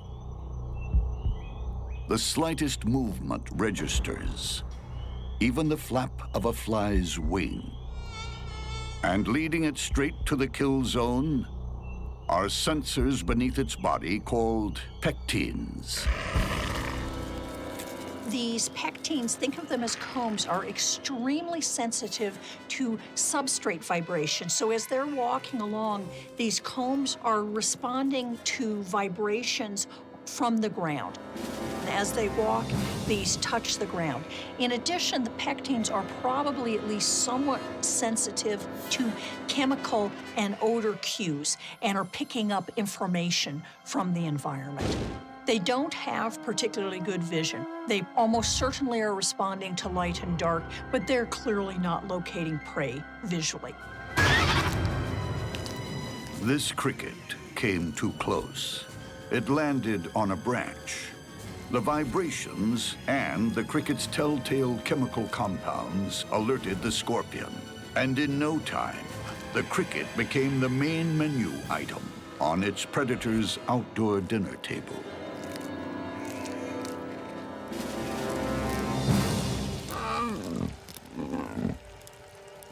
The tree scorpion has bizarre table manners. Its mouth has claws.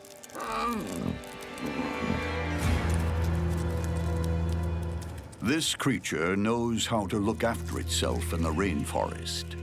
But how will it fare in a border dispute? Nearby, the ant empire is expanding overnight. The tree scorpion's territory is under threat. And any dispute will quickly turn into all-out war. When a green ant colony attacks a much larger animal, anything that can be bitten will be bitten.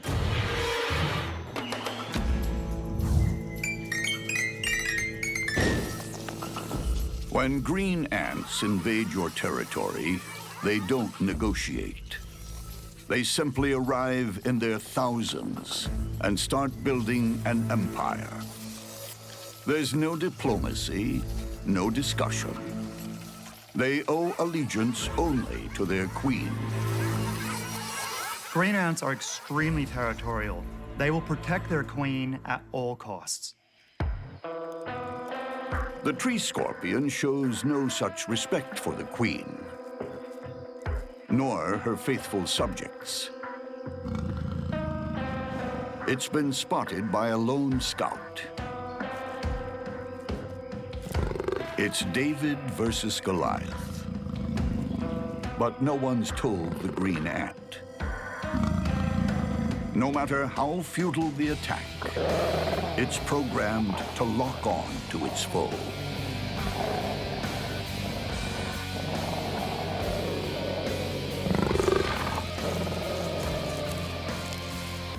The scout is easily dispatched, but it has sent out a chemical distress signal.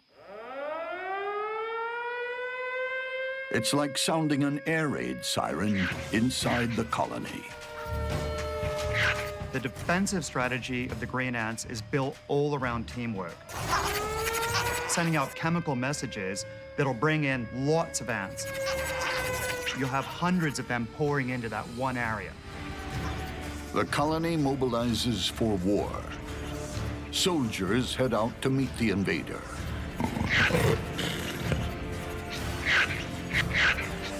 The tree scorpion tries to beat a retreat,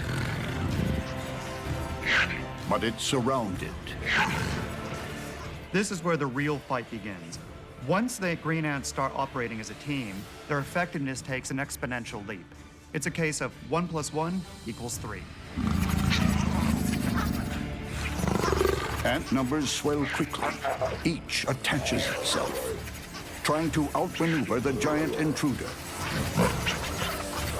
Sensing an advantage, the ants deploy their weapon of mass destruction, a cloud of formic acid. Sprayed from each ant's abdomen, the cloud is like pouring molten lava on the scorpion's wounds.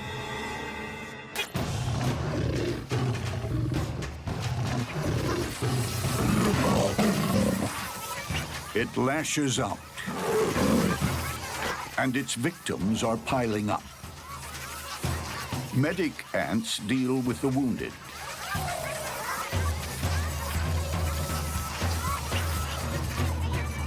But more soldiers swarm in to replace the dead and dying. The onslaught overcomes the scorpion's last defenses. The ants are able to hold on to different parts of the scorpion, so it isn't able to sting. There's a limit to how many it's able to grab with its pinchers. The scorpion is pinned, helpless. The ants then set about dismembering their victim, chewing through its joints. They start carrying away the ultimate trophy of war, the scorpion's stinger. There's nothing their victim can do. Once it loses its sting, its fight is over.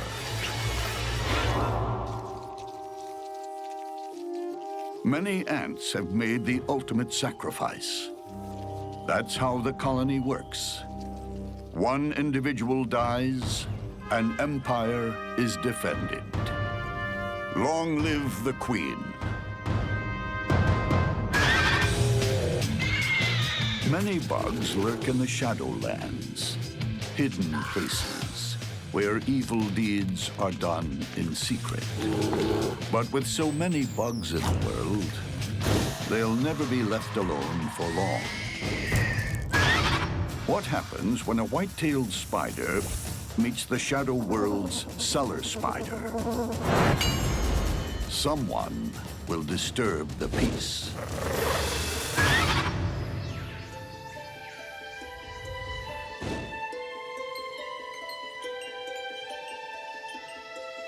Meet the cellar spider. Its thin, pole-like limbs make it look somewhat fragile, even weak. But nothing's further from the truth. The cellar spiders are actually pretty good at killing other spiders. They don't necessarily specialize on killing other spiders, but they're really good at it when they get the chance. Cellar spiders prefer to operate under cover of darkness, and they're not picky about where. You can find cellar spiders everywhere. Corners of houses, protected areas, near trees. They build these kind of rough webs relatively high. From their hidden vantage points, they pick off passing prey. Small or large, it makes no difference. And those spindly legs, with their multiple sections, have the clearance of a monster truck and are as nimble as high-speed knitting needles. Their legs are long and lean and effective for keeping everything at arm's length. They can immobilize rivals from a safe distance by wrapping them in silk before moving in for the kill. Their fangs are tiny, but pack mean venom. But before they can use their fangs, they have to catch their prey. In the shadows, this cellar spider installs more sticky silk. It won't rely on an intricate web, just the basics. Enough to ambush the unwary.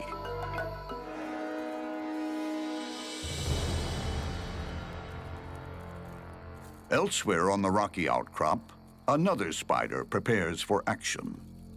Compared to the cellar spider, she's a bruiser. The white-tailed spider. The white-tailed spider is a wandering assassin. This deadly stalker lurks in the shadows. The white-tail is a master spider killer. She's 3 times the weight of the cellar spider. In Spiderland, she's a super heavyweight fighter.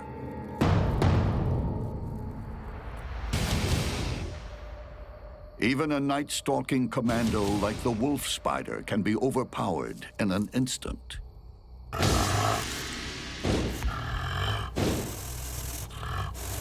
The white-tailed spider's main weapon is surprise.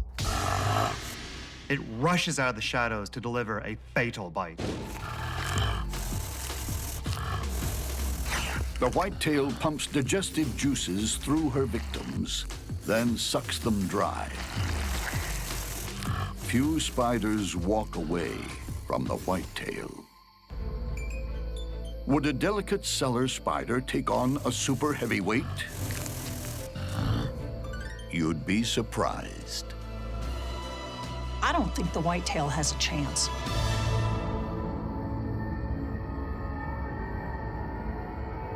These are the Shadowlands of the bug world, hidden places where dirty deeds are done under cover of darkness.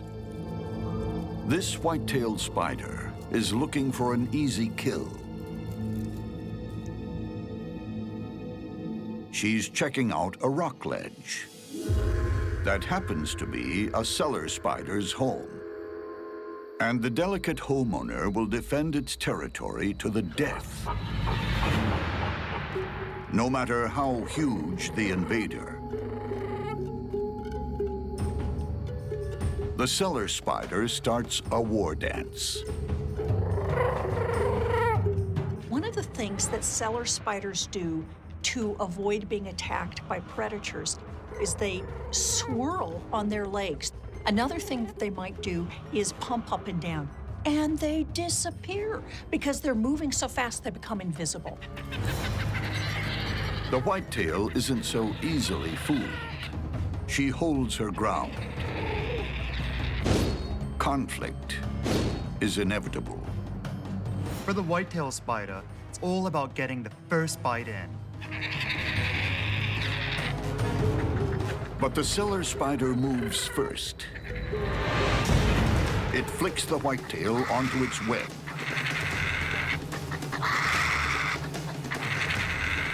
The whitetail tries to regain its footing. But the cellar spider goes into silk spinning overdrive.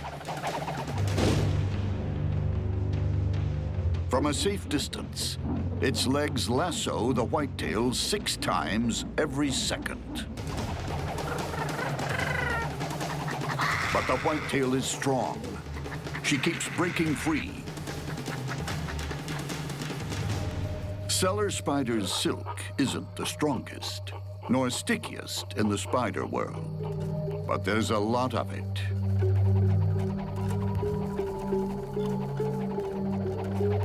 And every throw counts. Hundreds of silk ropes entangle the whitetail. In a desperate last effort, she tries to slash her way to freedom with her huge fangs. The whitetail spider will use its fangs to cut through the silk. If it can get out, it'll run for its life. But the cellar spider counters, hoisting her victim higher. It's spinning too much silk, and the whitetail's jaws may not be enough. Thousands of silk ropes finally immobilize the whitetail. Enough for the cellar spider to move in for the kill.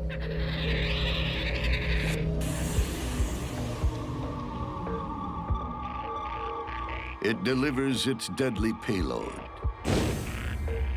and leaves the venom to do its work.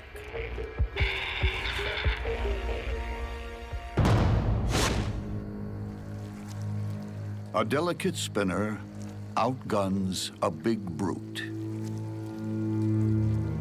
And the Shadowlands are quiet once more. But they won't be for long. Many bugs are forced to adapt their lifestyle to suit their environment. But some are just plain ornery. They modify their environment to suit their own needs. The result is a monster minefield. What happens when a trapjaw ant falls in with a ravenous antlion? The earth will open up.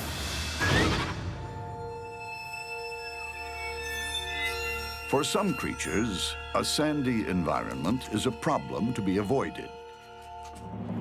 But for one strange bug, it's the perfect place to set a trap. They're relatively small animals with huge sickle-shaped jaws, and they're really, really good predators. The antlion loves the sand. Better still, it loves moving sand. It's king of terraforming. Just a 1/4 inch long, it can transform landscapes overnight.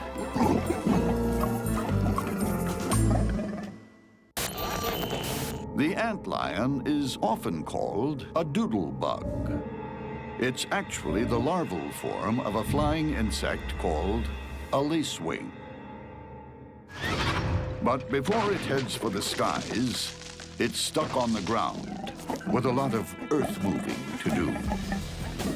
Burrowing in backwards, the antlion creates a pit by flicking up sand from a central hole. What they're doing is they're gradually digging a cone-shaped pit. Not without reason have they been referred to as devils in the dust. They walk in circles backwards. As they walk in this circle, they're throwing dirt out of the pit that they're digging with their heads. So they're walking backwards, the dirt gets onto their back, and then they flip it out over the back of their head. The walls grow taller until they become a one-way slide of death. Approaching prey might be lucky enough to spot the deadly hole ahead. What they won't see is the antlion, hidden underneath a thin layer of sand below. The antlion burrows itself at the very bottom of this pit with only its jaws out. The antlion is a masterpiece of devious engineering. Victims simply stumble in and never leave.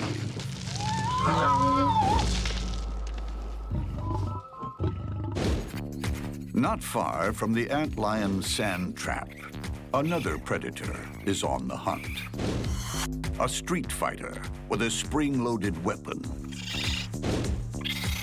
A trapjaw ant. Trapjaws have lean bodies with muscular shapes, huge heads, huge eyes, and these massive mandibles that snap shut like a bear trap. Its spring-loaded jaws lock open at 180 degrees, like a crossbow. Then, on contact, they slam shut. These jaws are the speeding bullet of the natural world. They are literally the fastest moving body part of any animal. They snap shut at 145 miles an hour. And there's more. A venom-packed sting on its abdomen. Trapjaws will use their sting or their mandibles first, depending on which type of prey they're trying to capture. A trapjaw isn't intimidated by size either. When it's out on the prowl, it'll take on anything. Even a spider bigger than itself. When the trapjaw's mandibles snap shut, they give off a sound so loud it can actually stun the ant's prey. And those jaws aren't just for slicing prey into bite-sized pieces. They lock on when a victim has to be dragged back to the colony. They're like a spring-loaded vice. Super strong and super fast. Trapjaw's greatest hope for escape is to snap its jaws shut while pushing them against the ground, which would propel it up into the air. But does having the world's fastest jaws guarantee survival? And is a sand trap a certain killer? I think the antlion takes down the ant. This bizarre pattern of pits in the sand is the work of the humble antlion. But there's nothing haphazard here. Each hole is perfectly designed to bury passing prey alive. Today, some trapjaw ants are on the hunt. They can slam shut their jaws faster than any other creature on Earth, but they still need to watch where they walk. There are death traps everywhere. Antlion pits, part sinkhole and part quicksand. They bury bugs alive.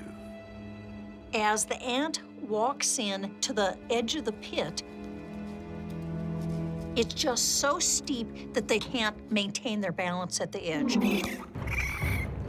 When the ant tries to escape, the antlion showers sand from below.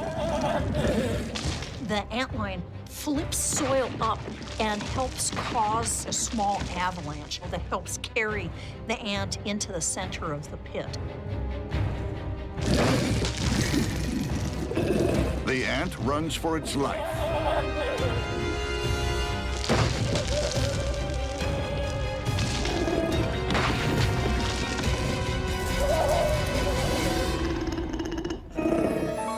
It's a lucky escape. But the antlion won't have to wait long for another victim.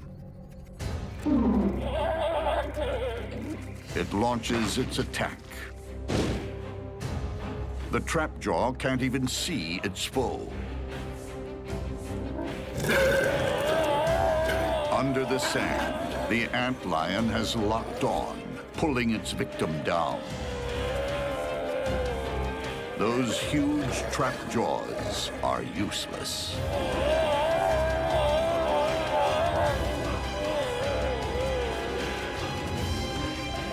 And from below, the antlion has already begun sucking its victims' insides out.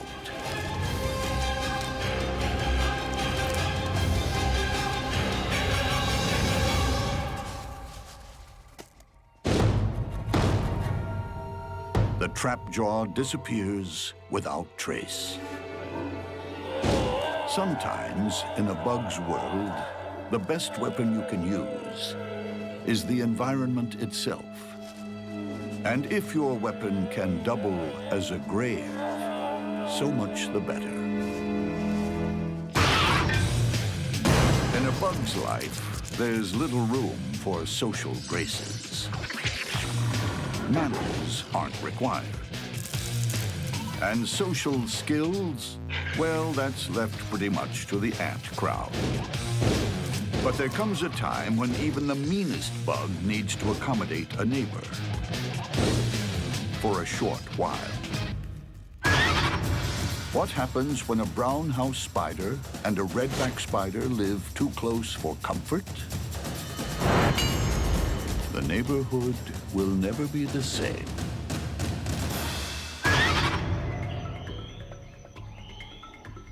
This log has become a sort of bug housing estate. Residents come and go. Visitors drop by, get eaten. Suburban life goes on. Sometimes you'll have several animals sitting in very close proximity to each other, where it's a bit of a standoff. I can kill you, you can kill me, who's gonna make the first move? This redback is tolerating a neighboring brown house spider. They're actually biological cousins, but keep to themselves, even though it's hard to tell whose web is whose. And they'd be aware of each other by vibrations in the web. And so they'd be threatening one another with vibratory threats so that the other spider would know that they were there. But if one of the spiders didn't back off, definitely a situation where conflict might occur. The redback has snared a beetle 10 times her own weight.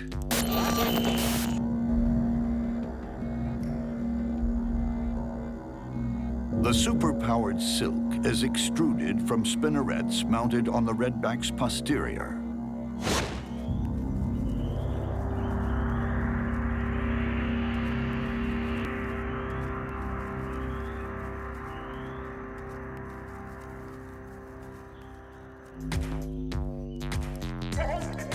Her web is one of the stickiest and strongest in the spider business.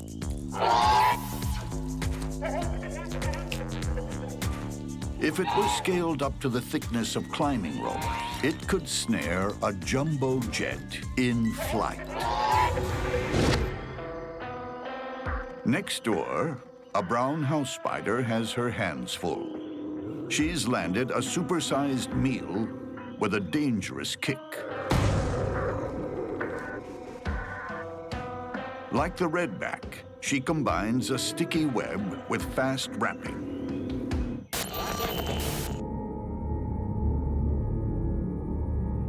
It sets up trap lines in its lair. Once detected, it'll drop down and attack with a barrage of silk. Her fangs are small and deliver powerful venom.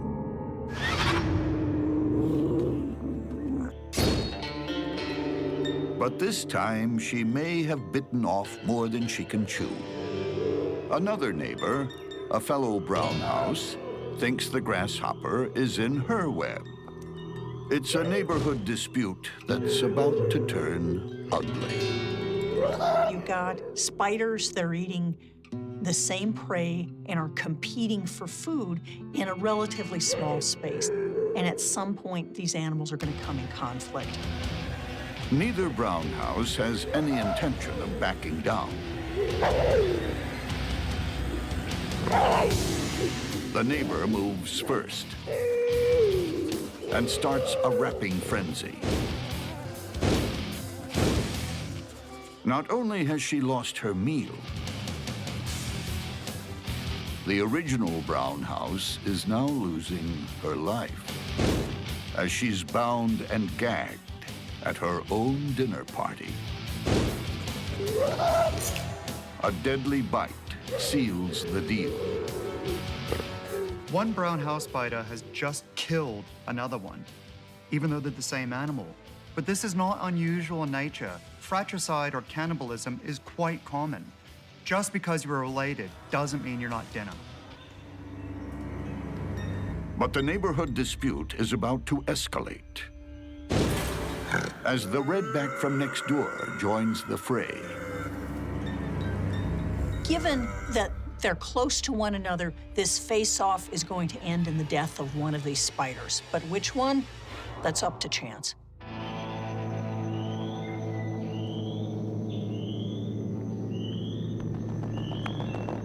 Inside a crowded log, two brown house spiders went to war over dinner.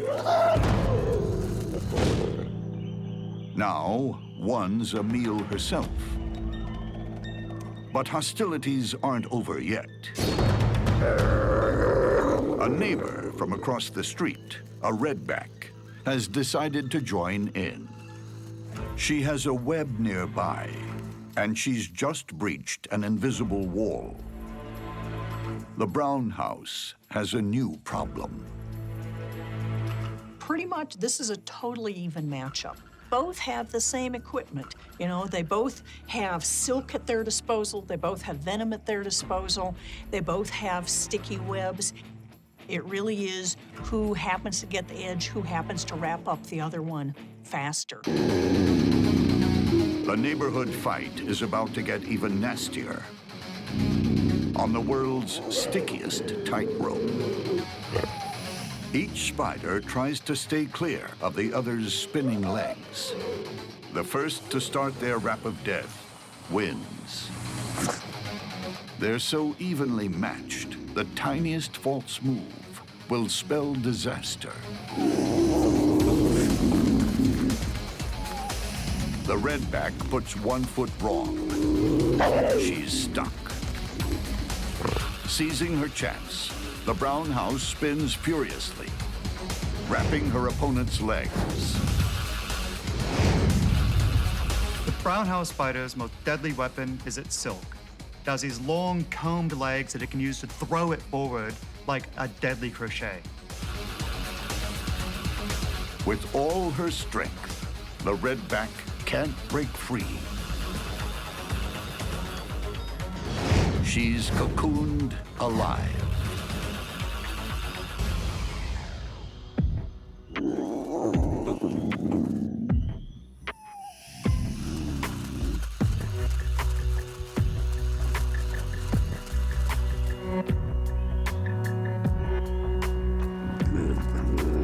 The brown house spider's fangs are very small, so it'll only bite once the prey is firmly secured with the silk. The brown house has already had her appetizer. The redback makes a tasty entree. Now, the neighborhood bruiser sits back and waits for dessert to come by.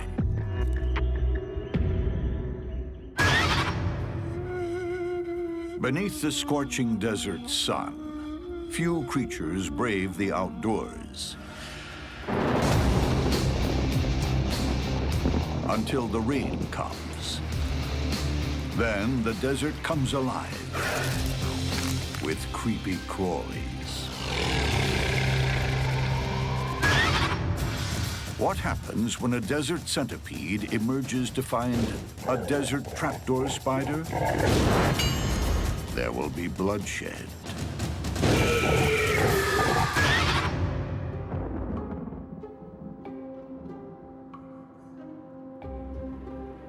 Most of the time, this trapdoor spider remains in the underworld. But some rain brings it into the open for a long-awaited drink. It's actually an amazing thing to see because so many animals have been waiting for the rain that you can literally watch animals come running out. And the trapdoor does the same thing, both to drink some extra water, but also just to make sure that her lines extending from the burrow are still in good shape. Trapdoors are home buddies. They're not going to go very far because they're relatively vulnerable away from their burrow. It's a rare outing, and something she's not too comfortable with. Without the advantage of her deep burrow, she's vulnerable to predators. Even though the trapdoor spider is a relatively large spider and a terrifically efficient predator, they're not all that aggressive spiders. Many of the trapdoors stay underground. They're not partying spiders that get out and wander around a whole lot, but basically they're living fairly reclusive lives. It's reclusive because the desert trapdoor is an ambush specialist with 2 giant fangs that can pierce the toughest exoskeleton. Trapdoor spiders have quite large parallel fangs that strike down. It rears the front end of its body up and then strikes. The trapdoor invests a lot of effort in building its home, so it's going to stay there for most of its life. Desert trapdoor spiders are good hunters. The spider is sitting with its legs touching the different lines coming in and is essentially monitoring the situation around its burrow.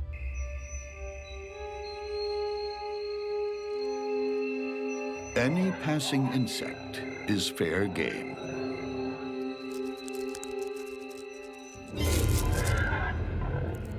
Gripped in an 8-legged vise, this cockroach stands no chance.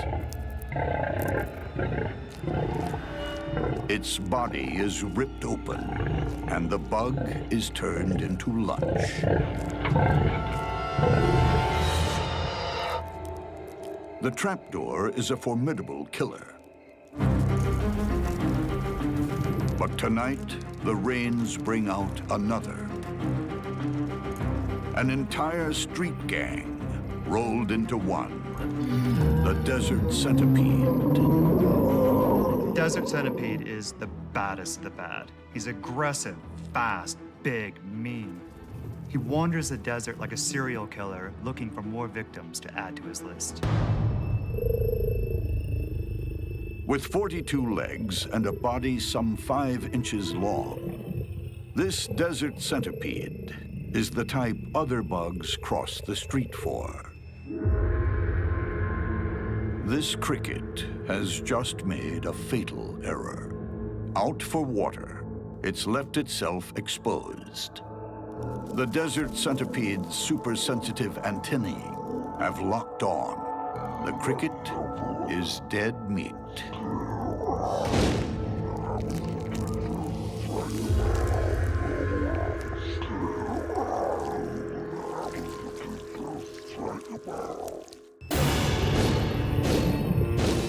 If there were maximum security prisons for bad bugs, this guy would be locked up for life. He's just a natural-born killer.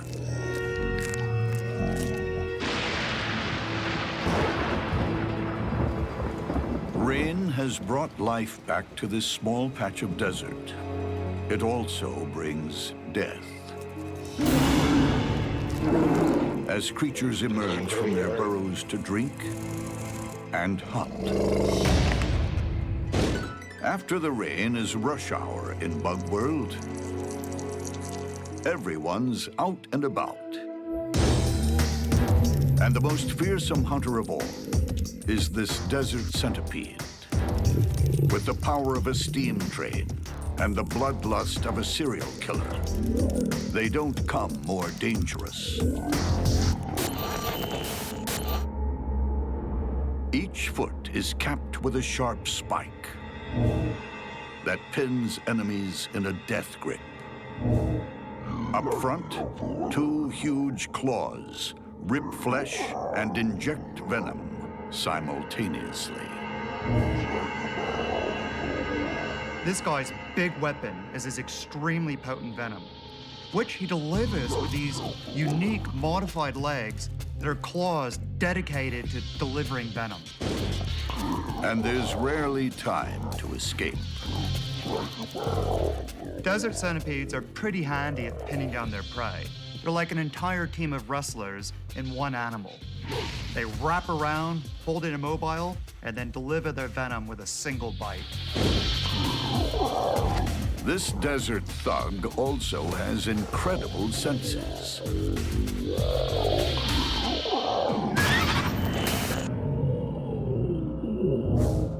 Two huge antennae pick up chemical scent trails.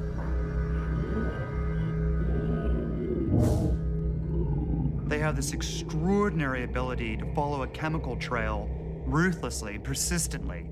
Once they find it, then they attack. Brute strength, vice grip, smashing claws, deadly venom. It's unstoppable. Or is it? Will the Desert Trapdoor spider withstand an all-out assault? It's showdown time.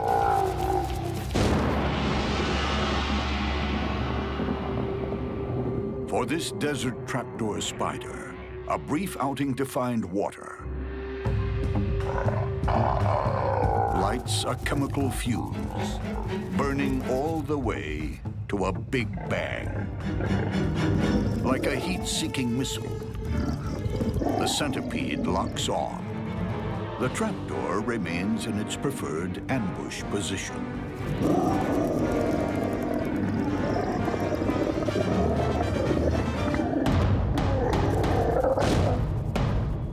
If the centipede needs to dig a prey out, it'll use its venom claws as pickaxe to hoe in on its prey. The centipede dives headfirst into the burrow.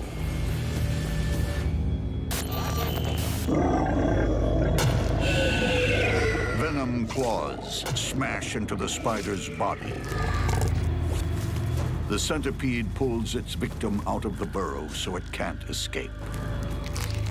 The potent venom has taken its toll.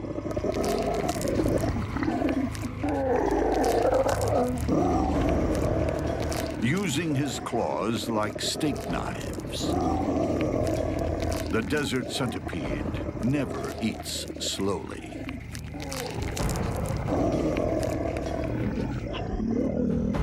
The centipede leaves behind this mashed pulp. Very characteristic. A forensic team came by and looked at this crime scene. By this form of evidence, they would know, without a doubt, a centipede killed here.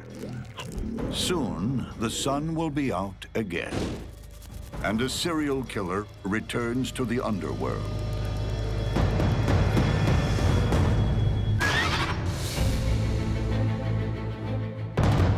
In a bug war, there's always an element of surprise. Mass attack, can overwhelm superior weaponry. Fast moves can foil brute force. Smart thinking can overcome sophisticated armaments. And a home advantage may be no help at all.